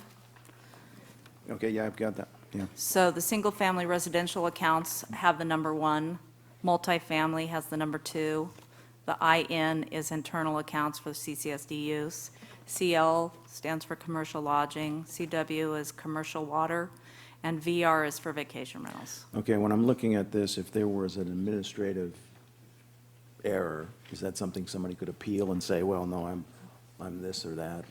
Or if we vote Sure. on this? Okay, so, Sorry, I have. Director Rice? Yeah. On page 158, I appreciate having this data. However, the column headings are supremely unclear to me because I don't know what use amount means and usage and service and amount because there's no dollar signs or I don't know. Can you clarify what those column headings actually refer to? I can please? try. Thank you. It's been a while since I've done billing, but these do come directly out of our financial management system. Which we need And to update. usage, I believe, I'm sorry? Which we need to update. Usage, I believe, represents the units. Okay, so the usage is the number of units, got it? Right. Thank you. And I believe the use amount is Yes. the dollars or the sales. Okay, The actions is the number of accounts. Or I'm not sure what actions is. You know what? Let me see it. I'm less concerned with that, and what's the amount in the first in the second column, it says account number, and then there's a column that says amount. What is that amount? Those are also the dollars in sales for those classes. And then under service, because we have two, it looks different on your bill than it, and actually it might look the same on your bill as it looks on here. It's been a while since I've looked at them. Okay. But if you look at the service, that's Yes. the service fee for 0 to 6 units. Ah, so that's the. And then the that's use is- oh, got is it. the usage Is the above commodity that. charge. Right. Got it. Thank you. That helps a ton. And then the amount would then be hopefully the sum of those two other columns. Right. Hopefully. Yeah, that's my hope. Okay. It's supremely unclear, and I know that I didn't mean to put you on the spot, because I know that you're not currently working with these documents, but this is an extremely good example of why we need to have in our budget something about updating our software for doing these things, because this is not good. Director Berenger? No? Okay, any further discussion on this? I don't believe it requires a vote. We're just receiving the report. Thank you so much for Thank you bringing very this much. back, and I'm glad that we are seeing it on a regular basis so we can clear up issues. Okay, next we go to 9C. Mr. General Manager? Thank you, President Thompson and board members. This report was written by District Engineer Bob Greshams, and he's been working with CDM and the Army Corps relating to this. But since he's not here, I'm going to go ahead and present it. He is? Thank you, District Engineer Bob Greshams. I will turn it over to him, and thanks, Bob. I didn't expect you to come back. This is great. Yeah. Oh, you're welcome, Jerry. I'm glad to be here. Thought I'd stand that way. I could dodge the tomatoes as they come flying. Yes, this is consideration of an agreement with CDM Smith for hydrogeological modeling of the lower San Simeon Creek aquifer to support development of the long-term water supply project. And the gist of this is the Army Corps has been, plodding along on the EIS, EIR for the water supply alternatives. They hit a snag. They have two different teams working on this behind the scenes. They have their technical team, which is the CDM Smith contract essentially, plus some key Army Corps staff members. And then they have their environmental team, which is the Chambers Group and a few other Army Corps key staffers. As they're going through the alternatives that were discussed over a year ago in our series of workshops, the environmental team raised some very good questions to the technical team, in particular about the brackish water alternative, about, will it impact the creek? Will it impact the lagoon? There are a number of good questions, and they just kind of lost their momentum over that. And so in discussing this with the Army Corps and the consultants, the resolution would involve doing some hydrogeological modeling to help show, how those potential impacts are being avoided, and to give some concrete proof of it, either through this report or as this report might be later an appendix to the EIS. We know those types of questions are going to come up as the EIS, EIR goes through its public review process in particular, and we want to make sure that it's defensible no matter which alternative is the preferred one. We still don't know whether that'd be the preferred one at this point, but we do need to do our homework on this. The issue with the Army Corps is funding.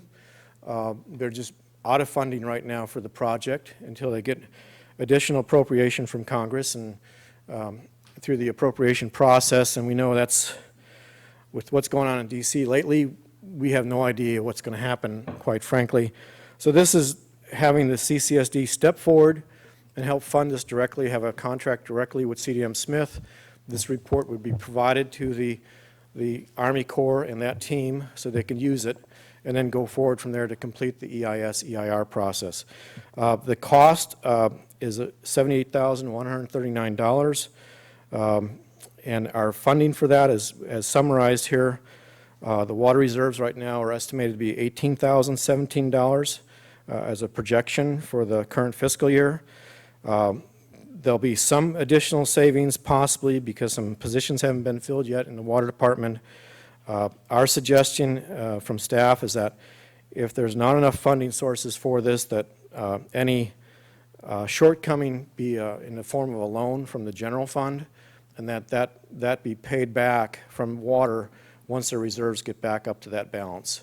So that's the gist of this report. I'd be glad to get into any details. The proposed vice president at their Sacramento office would be the project manager, Mr. Bruce Corwin, and also Mr. Michael Smith would serve as the project geologist for CDM Smith. So I'd be glad to elaborate further if you wish. We did, our sharp-eyed attorney, Mr. Carmel, did point out that there was a date wrong in the agreement earlier to me today. So there is a correction on the first page, I believe, under the commencement of, was it the commencement of the term? I'm sorry. I didn't hear that. Termination date. Termination date. So we do need to make that correction, and where was that again, Tim? In paragraph 1. 1, okay. The term should actually end on January 5th, 2014. 2014, thank you. Thank you very much. Okay, we have public comment requests. So let's hear them first. Richard Hawley.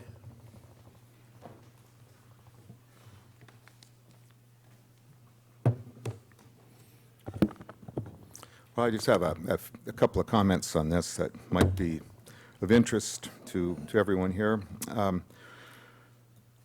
One of the things is this estimated cost, the $78,000. That's pretty open-ended, and I'm just kind of surprised that there's not a hard cost on this. You go out to bid for things, for hydrology and that type of thing, and you come up with a cost. And having it open-ended is a real problem, I think, because it normally always means it's going to be more expensive.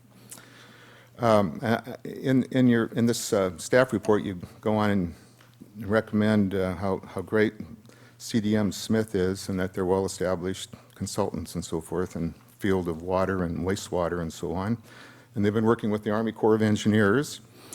And you get further in your discussion in Exhibit A, in the scope of work, on page 168, the third paragraph down, it says, an extensive study was conducted by the USGS on water resources, commonly known as the Gus Yates Report.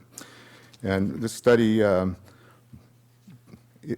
is missing. No one can find it. It's out of print. So you went to bid to get that data with CDM Smith. Well, I went on my bookshelf, and I have the report. I also went on Google, and the report's on Google for free. You guys are going to spend $78,000 on something that you could get on the internet. I think this whole entire scope of work needs to be reanalyzed, and you've got to really think about who you're hiring. They can't come up with it, and I can. I would like the job. I would just tell you exactly what's already been done and collect my $78,000. I'll be glad to sell this to you for $5,000. So I think you need to consider what I just said about spending this type of money. It's already here. It's on the internet. Thank you. Thank you, Mr. Hawley. Elizabeth Bettenhausen.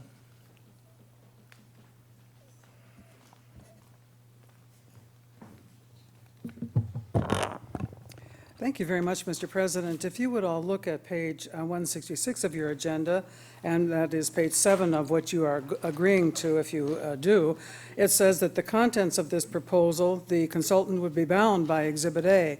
So you're also agreeing that you want the statements in Exhibit A to be what you're agreeing to as you hire this consultant for $78,000.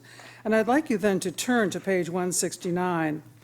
I tried very hard to understand this when it says that the SFR2 package available in mud flow explicitly simulates surface water flows as impacted by groundwater gains and losses. This combination does not directly address variable density flow, however. This factor would be approximated using simulated concentrations as a surrogate. There you have a summary of a whole bunch of information technology approaches in the US of A. But I won't focus only on that. Look at task 1 right below there, project planning. A conference call will be held with stakeholders, including USA's, Army Corps, and environmental AE, et cetera. Who are the stakeholders that you think should be involved in deliberations on this project? Are the stakeholders here in town? Maybe ratepayers? Are the stakeholders, San Simeon State Park perhaps? Maybe they should be involved. Who are the stakeholders that you're agreeing to when you say they should be they should hold this whole project to account, as it says in several places actually in this document? Later in that paragraph, it says that the development should be reported back to the group. It sounds like the name of a movie, the group. Who is the group? On the next page, please, 170. This is a very crucial thing for what you're agreeing to. Under task 3, it says the conceptual model will include definition of the model area, location of boundary conditions, well and percolation pond locations and stream locations and characteristics. I want to know, do these boundary conditions get agreed to by state parks? Will you even bring it to San Simeon State Park to determine the boundary conditions? Who will determine the boundary conditions? In the next paragraph on task 4, I love this language. It's just, "'Twas brillig in the slavey tobe, did gyre and gimble in the wave. All mimsy was a forgob in the mummer al prabe," said Alice's friend, the Jabberwocky. Look at task 4. We expect that information on stream flow will be limited, requiring incorporation of uncertainty analysis in evaluation of the stream flow impacts. How are you going to decide what that kind of attention to not very accurate data might mean? And finally, I will ask only one more question, and that is, when you look at task 5, it talks about a number of iterations will be required for the alternative concept 5 simulations to assess possible mitigation measures. We will have a fantastic numerical analysis of what has not been shown to exist for sure anywhere on planet Earth, but we'll have $78,000 worth of numbers that might make us think, golly, if it's that expensive, it must be good. Thank you. Thank you, Ms. Betthausen. We have one more, is Cynthia Hawley.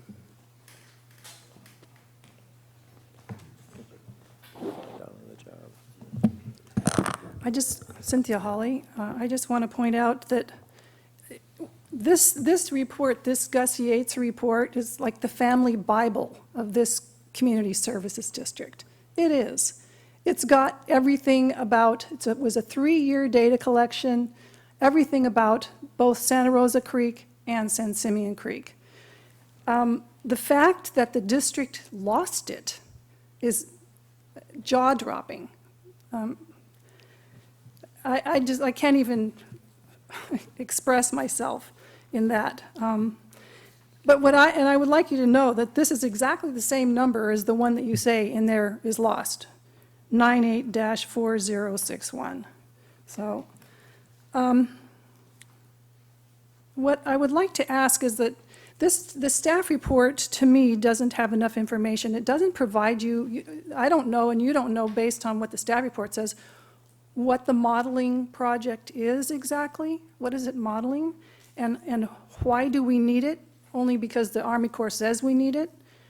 That doesn't tell us anything. And then also, what is the project that the modeling will apply to? We don't know anything about it.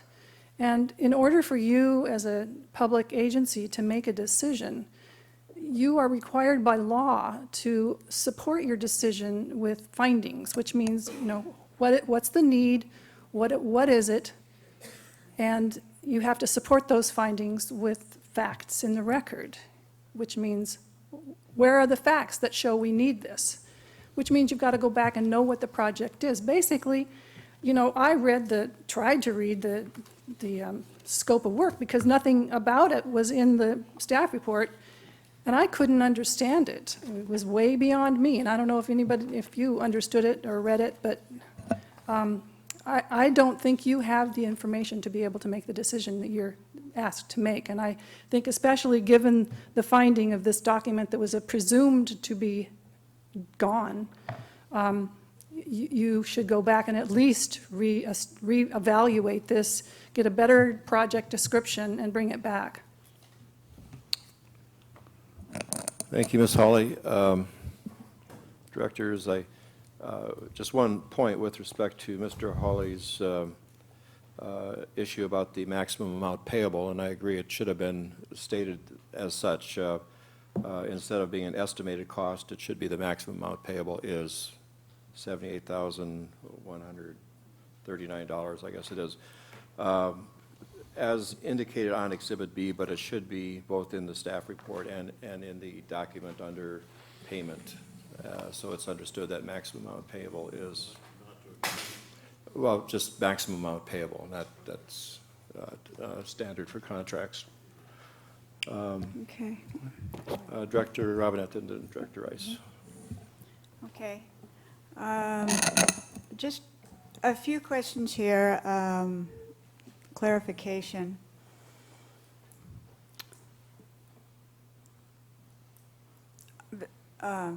Mr. Gresham.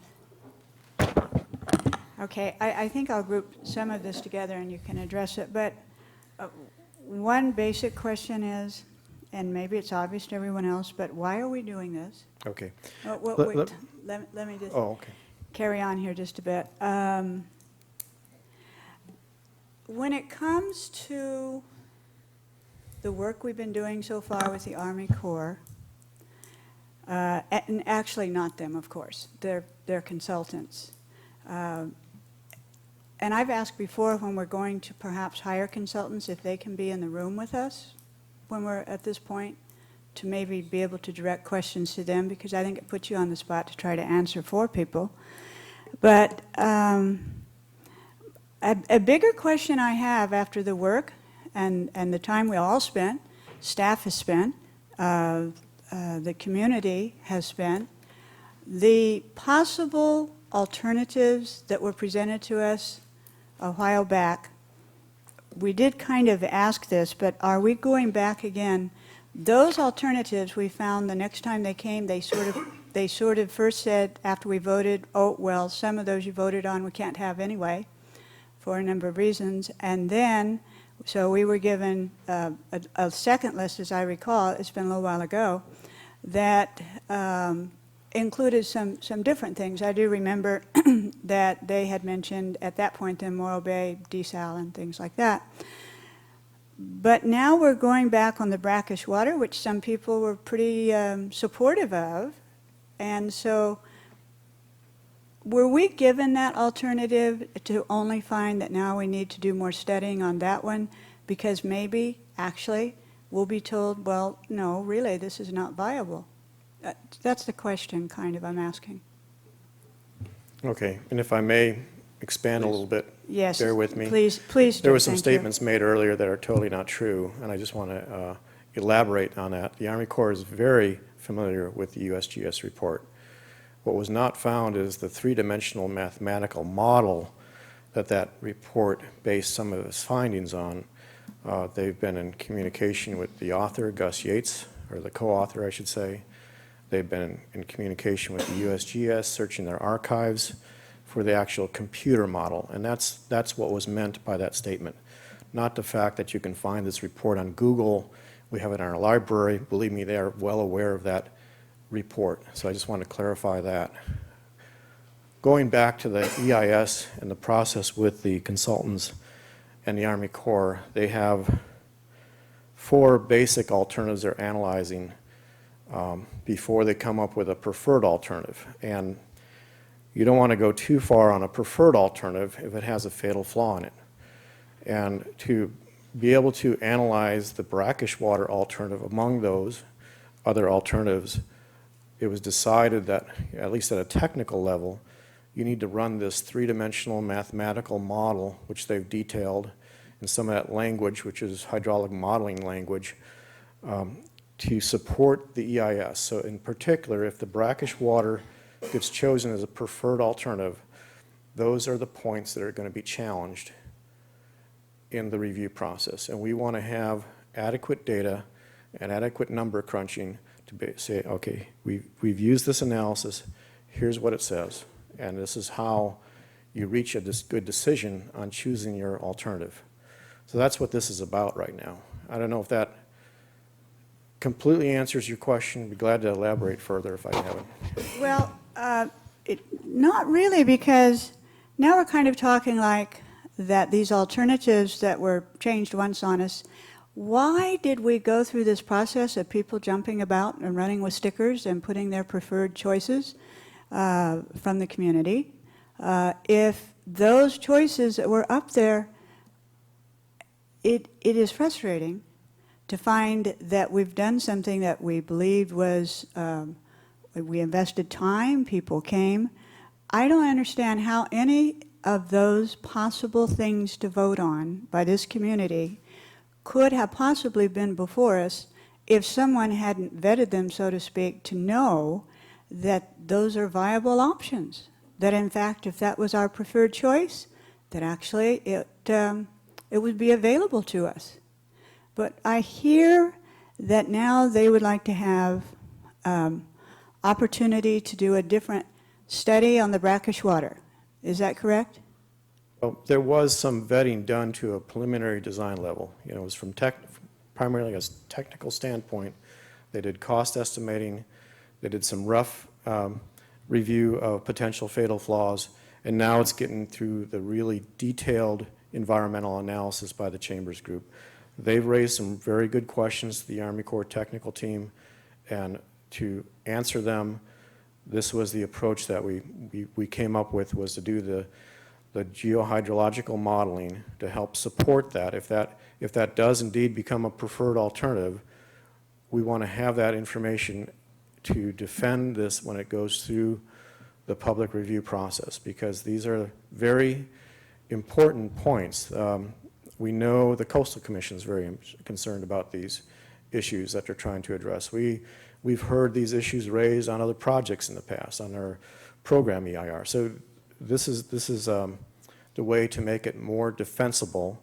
So if you choose that particular alternative, you have a technical document to fall back on, and it would probably be incorporated either by reference or as an appendix to the EIS. Okay, I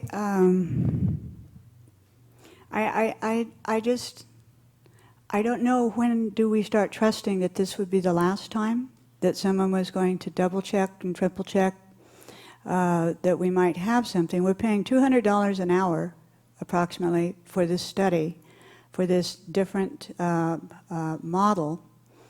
How much time on site here will they spend, or will this all be done in another location? Well, I know I've met personally with the geohydrologist on site in the past, walking a lot of this area, so they have quite a bit of technical information. We're providing them all the information we can find in the archives on the old USGS report as far as the well driller logs and so forth that already exist. So we're trying to be as efficient as possible in getting this modeling work done. I believe you could spend a lot more money if you didn't have this defensible and you picked this as, say, the preferred alternative, only to find that you couldn't defend it when it got through the public review process or agency review process. So we're recommending we do this now so that we can hang our hat on it as this moves forward. I've been through some of these challenges on environmental studies before. I know how the system can be worked and argued on both sides of the coin. So we just are using our best opinion here to say, let's get this done now so we don't end up chasing this it becomes a red herring for you at some point because we haven't done this work. That's where we're at. So we're saying that we're willing to invest the 78,000 plus because we believe that brackish water is going to be, if it should now come to light that at first it wasn't really, we didn't really know if we could do it, but we're going to find out if we can do it. So that's going to be our choice now because we're investing 78,000. So the other 3 or 4 alternatives that were brought back to us after they had changed their mind are no longer anything we're thinking about? Well, I think they're still analyzing them on equal footing from an environmental basis, but there were a number of advantages of the brackish water that would tend to bring it to the top as far as cost and so forth. But again, the preferred alternative has not been developed at this point, and we want to make sure if there's a preferred alternative brought forward that it's defensible. This was the thing. I thought all of those were viable, possibly the preferred alternative when they started the work. So anyway, I know, and there's one other thing. I appreciate the work you do.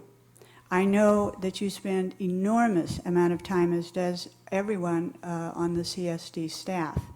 And what you said just a moment ago also concerns me because you said they're going to ask you for this and that was done previously when you were out on site. And so then again, I still question how much of your time that we're paying them, 78,000, were you going to have to provide to help them do their work?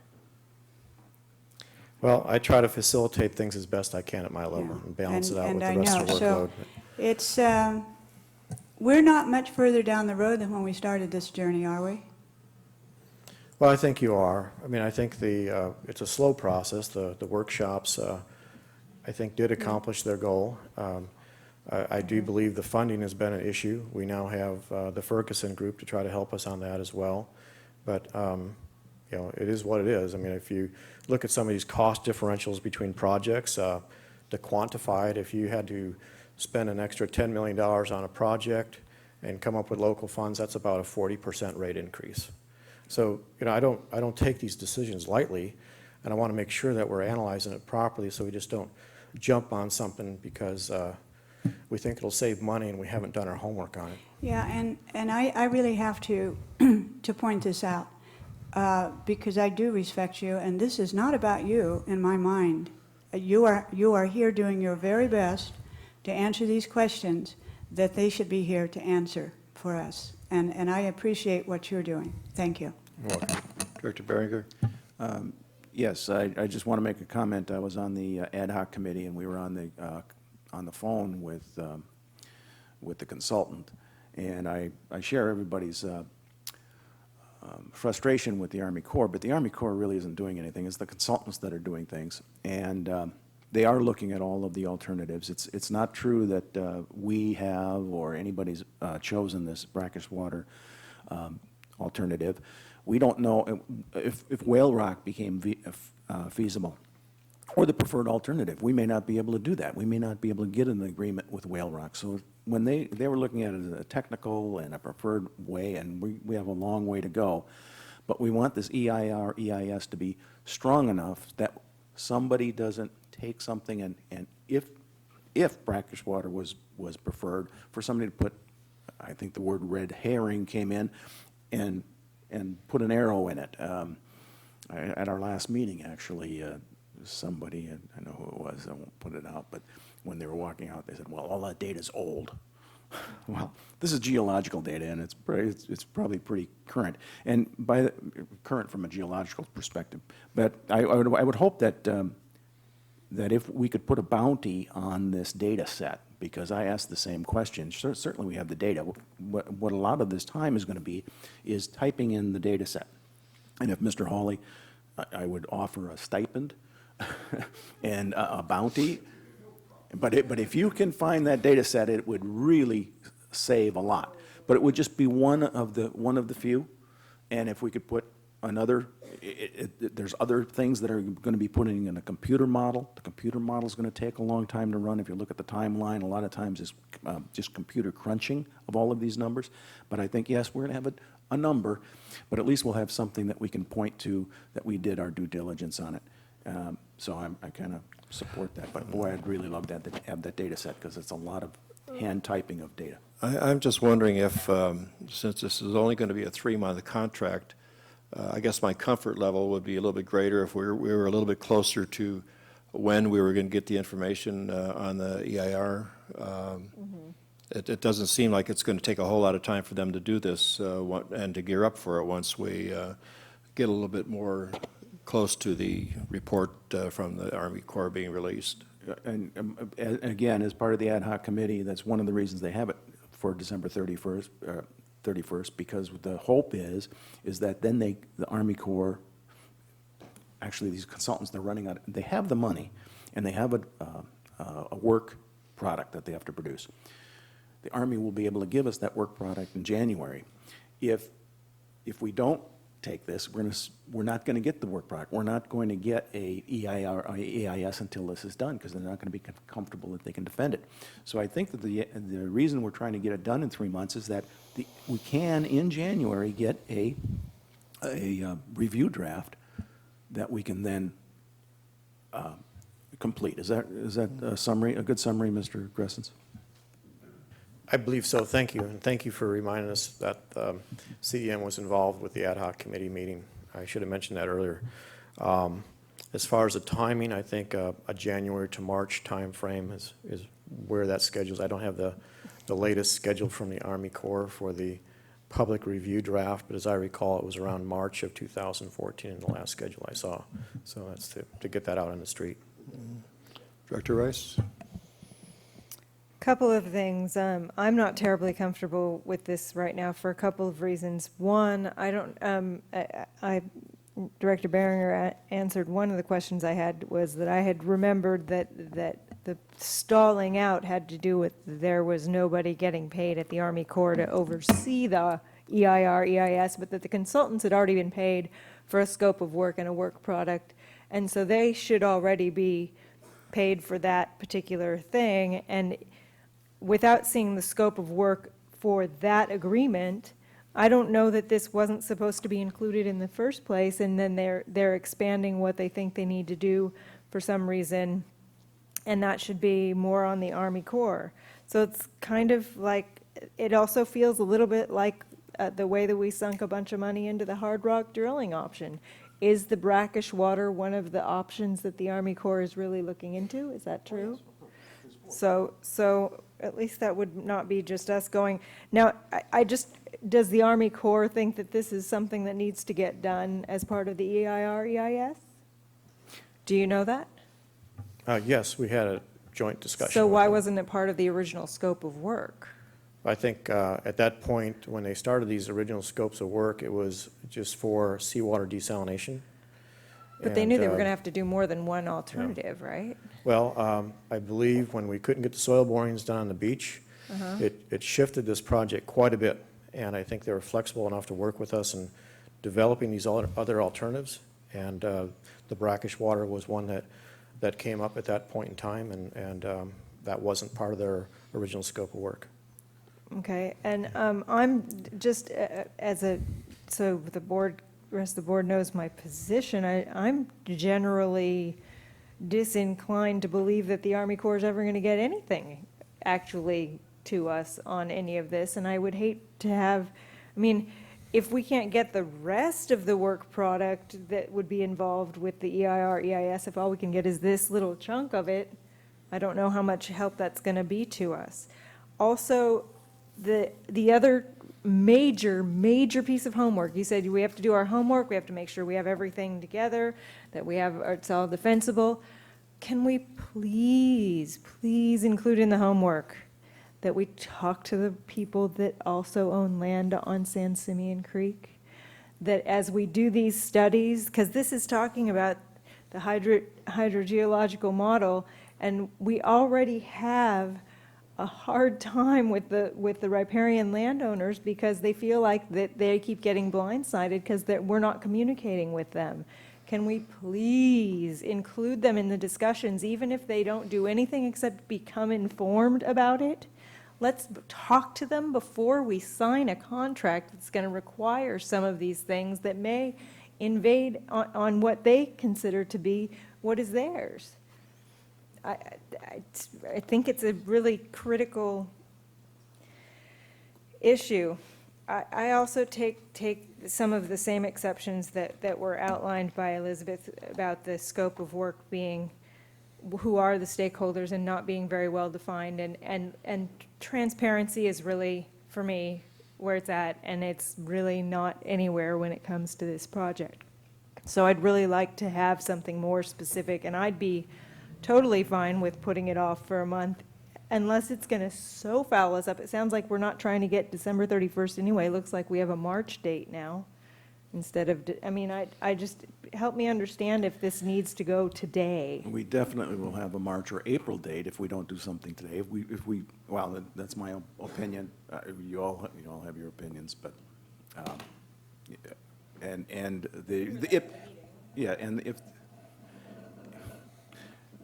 let's just do it next year. Director Clift? Yeah, a couple questions. As clarification, what was lost was the backup data that came to the conclusions that's in that report? Is that what? There was some modeling work done by the USGS at that time, and it's that computer modeling that doesn't exist anymore. Not the report itself, it's the computer modeling that went into that. So I know there's been a lot of advancements in computer modeling since that time, so there's another reason just to use more advanced modeling techniques that are available about 20 years later, since that was done at first. But that modeling work was done by the USGS, mainly Gus Yates when he worked there. We have had conversations with Mr. Yates. He's searched for it. He's suggested ways to approach people to approach at the USGS. They've searched for it, and it just can't be found. I mean, that's the bottom line on that. So the current model could confirm the report or add to it? Is that? Well, I think this current model. I mean, is the concern? It's going to be much more focused on that lower area where the brackish water alternative will reside, and what happens to the creek levels, to the lagoon levels. Those are the sensitive environmental issues that this would address. It's really not going to go up into the watershed. It's going to be right in that lower area where the brackish water alternative is going to be operating in the future. And there'll be some work with what's coming down from the basin, but it is focused. It's a focused piece of modeling around that brackish water alternative. Okay, and I guess the next question would be,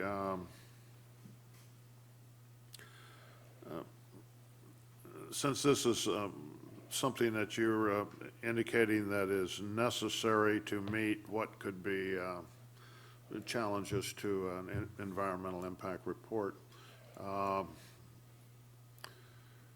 even if the Army did not, if they run out of money and run out of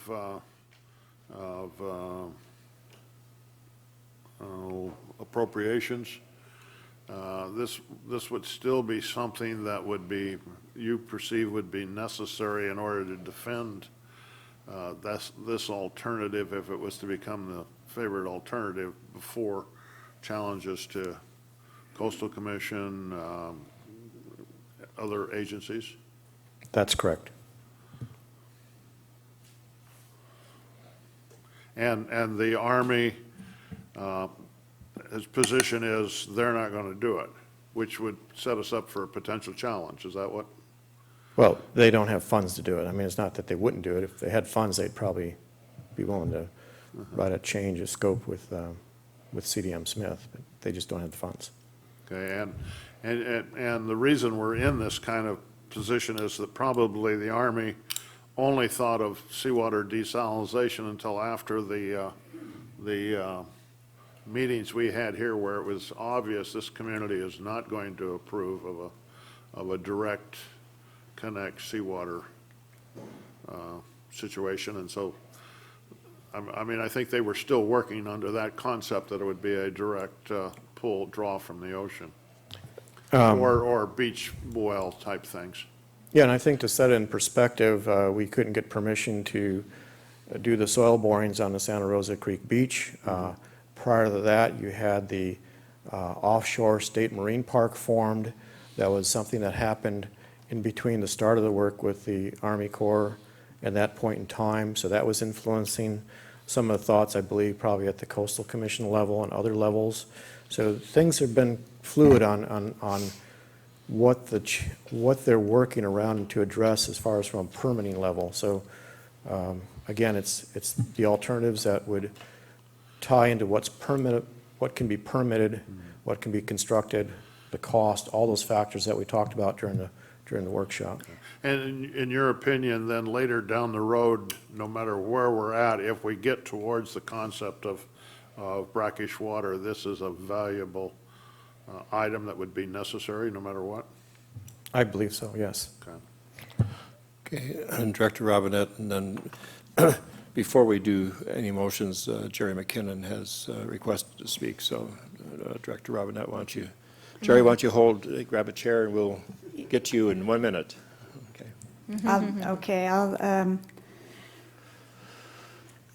You had mentioned that we are looking now at this closer look and more information for brackish water before they decide on, I thought you said the favored alternative? It's the preferred alternative. The preferred. Who knows, what is the preferred then? Nobody knows. We had these four, but now we don't know, or why are we just looking at one as might be the winner of the preferred? It comes out of NEPA, where that terminology is used, and they look at the potential environmental impacts and how you can mitigate each one, and that's how this will rise to the surface as far as what is the obvious preferred alternative, although some other factors can enter into that decision-making, and that would have to be brought forward to describe in a progress report.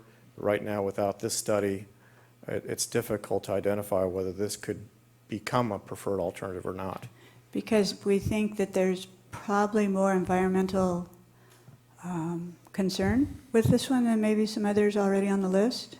I think it's easier to challenge this alternative without this type of work in place, and you could spend a lot of time pushing this forward, only to get pushed back because you haven't done this level of due diligence. And so that's what we're saying, let's do it now, let's get it done, let's see what the results are, and then go forward from there.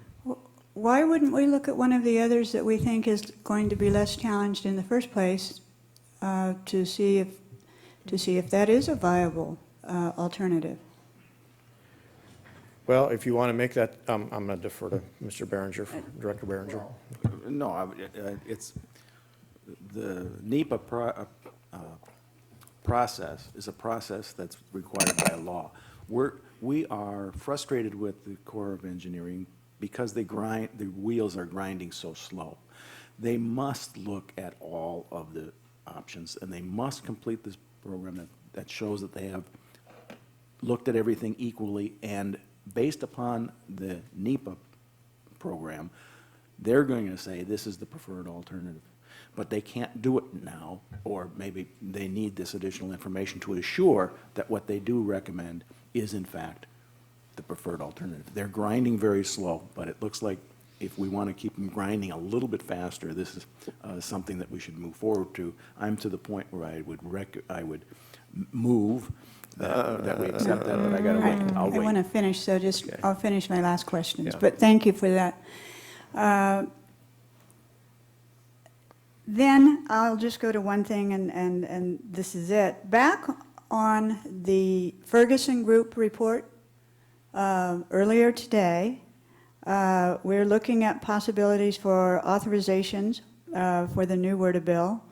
And clearly, their report suggests that the COE, the Corps of Engineers, is kind of lagging behind. This one thing that really got my attention was that the new project authorizations in the bill would be offset by deauthorizing $12 billion in existing COE projects that have not received funding in the last 5 years. And this puts our project, Cambria's, at risk. The question is, aren't we in fact with the Corps? Isn't this what we're doing? I mean, aren't we using funding that Lois Capps had provided that's been paying for the Corps in the first place? Yes, we are. We're using some funding that was appropriated, as well as the ARA funding that came through in the past. So we have been funded in the past, and In the I'll have past to go 5 back years, to, right? In the I'll have past to 5 go years? back to Mr. Miller and get some clarification and report Because back. I would like to, yes, I think we should, because that is, of course, for all of us, very much a concern that they're suggesting we haven't been using those funds for the past 5 years, when in fact we've been using quite a bit with the Corps, as a matter of fact. So that just ties to it a little bit. Anyway, thank you very much. Okay, let's slide Mr. McKinnon in there, and then we'll continue with board discussion. Sir, which hat are you wearing right now? Well, here stands before you. Why don't, yeah, here stands before you Mr. Gullible. Now, I'm just a citizen who sits in the audience, and I come to these things to learn. I pick up an agenda, and I see an item. I like to look at things by the basic 5 questions: who, what, when, where, why, and how. So when I look at this, the who, well, the CCSD and the consultants. What are they going to do? They're going to study a hydrogeologic modeling. Where are they going to do it? On the lower San Simeon Creek aquifer. Why? To support development of a long-term water supply project. Now, men and ladies, I've been standing around and sitting around this place for years, hearing you talk about this desal plant or this over here, or take water from Lake Nacimiento and pump it over the top of the hill and down into the stream. I've heard all of these projects, and here's another one in front of you now. And from a citizen, I want a water supply.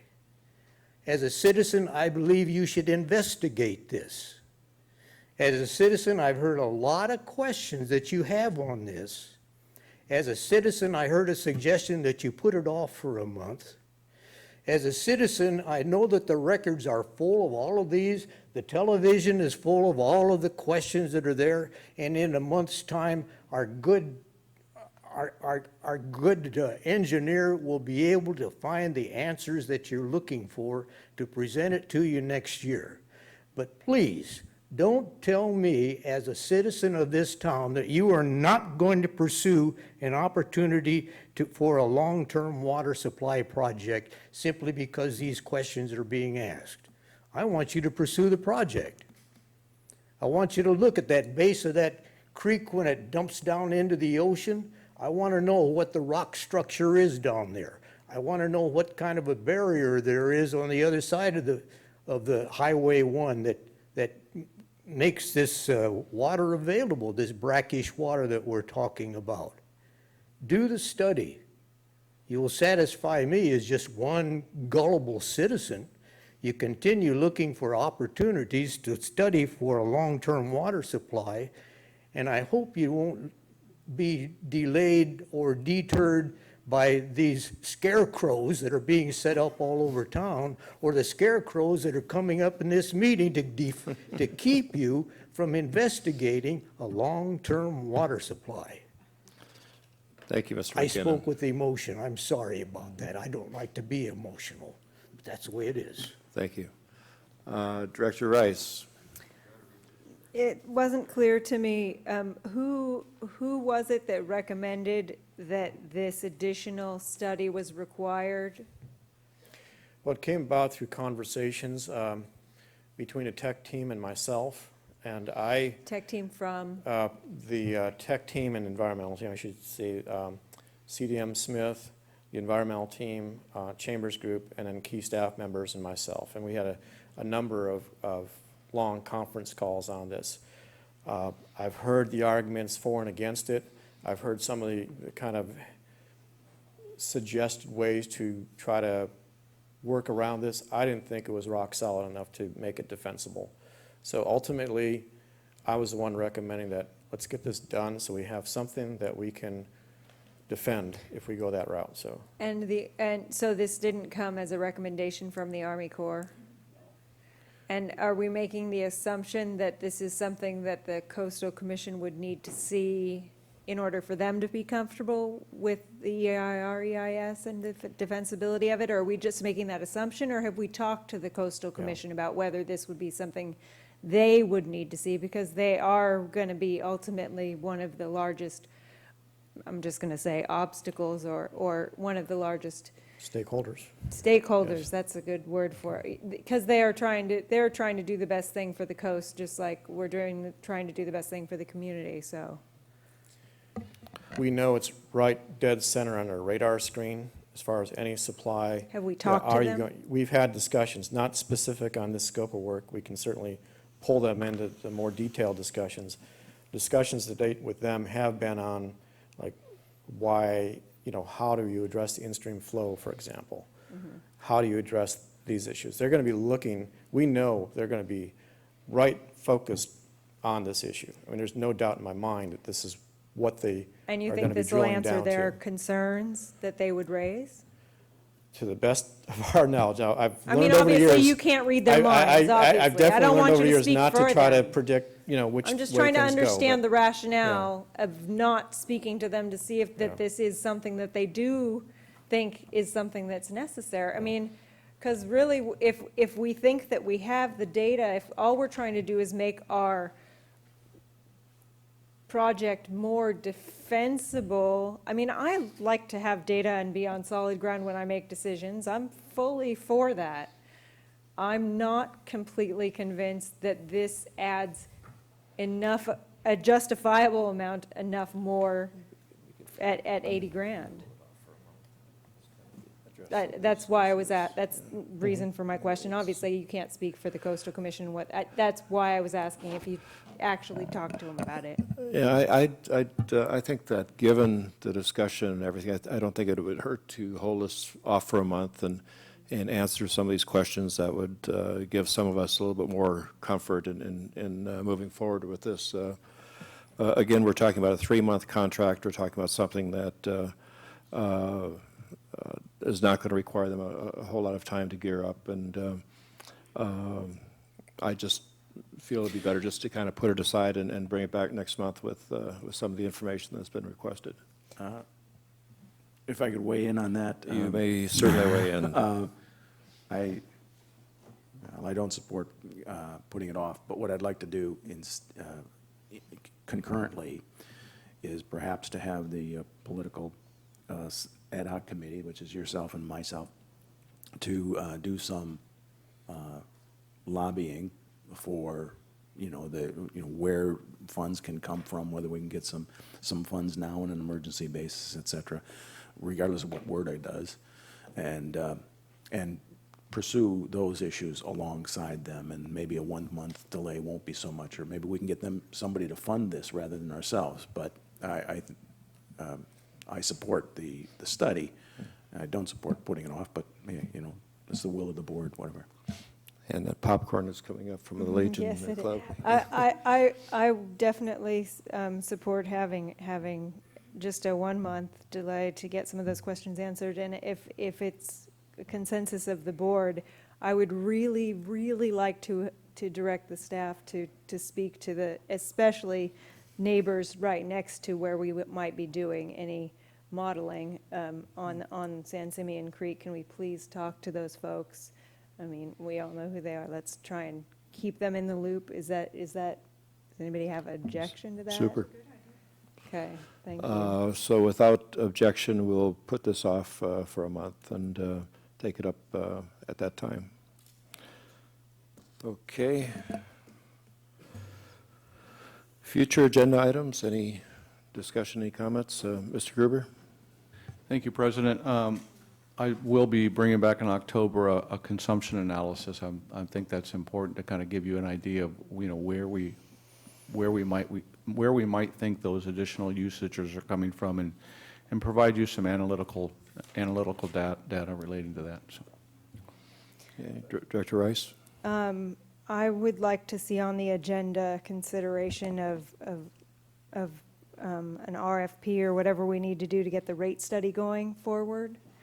And I'd like to see on the agenda some ability for the board to have discussion and make some decisions regarding policy on intent to serve letters. I agree with that. And to add to that, just because I've been thinking about it for a while, we have a rate study that we need to deal with. And the first one, I believe we should have it in 3 stages. We should have one that says, how do we bill today? And how can we change the rates? Because if you look at, when we were looking at these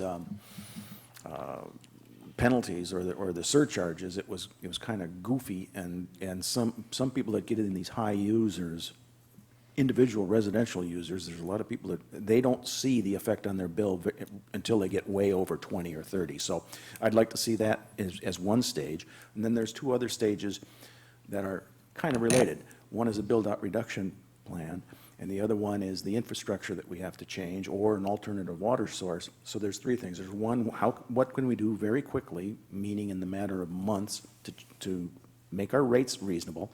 Secondly, how can we come up with another rate that would include forest management and our parks and recreation, et cetera?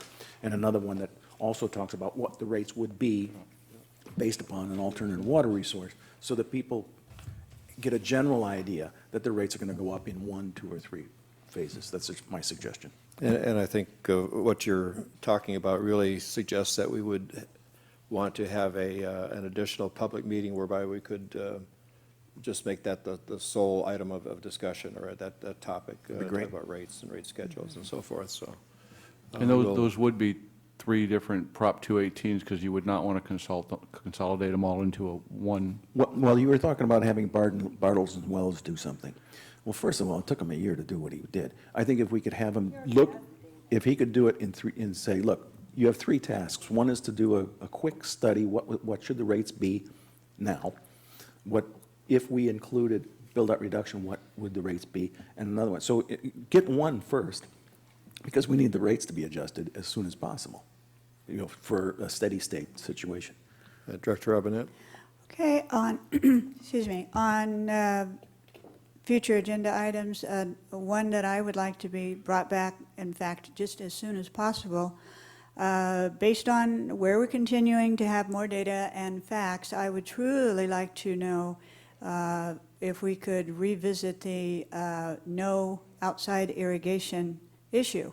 And I would like to do that in October, because people will certainly have a good idea of how rough it is to go with this. And if we could add even just maybe a Tuesday, Thursday, you could irrigate, or if we could say, if you're a user of 9 units or less, for example, this is just an example, we can't tell you how you're going to use that water. If you want to water outside, as long as you stay within certain parameters. So I think that item shouldn't be back every month until we can lift it, because that is a rather strict restriction on the community, so I don't have any problem with that. I would go so far as to say that if there would be an interim quick meeting that we could have that addressed that particular issue, I would be willing to do a special meeting in the next couple of weeks. I would really go for that. Sure.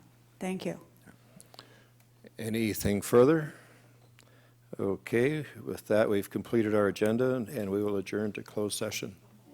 Thank you.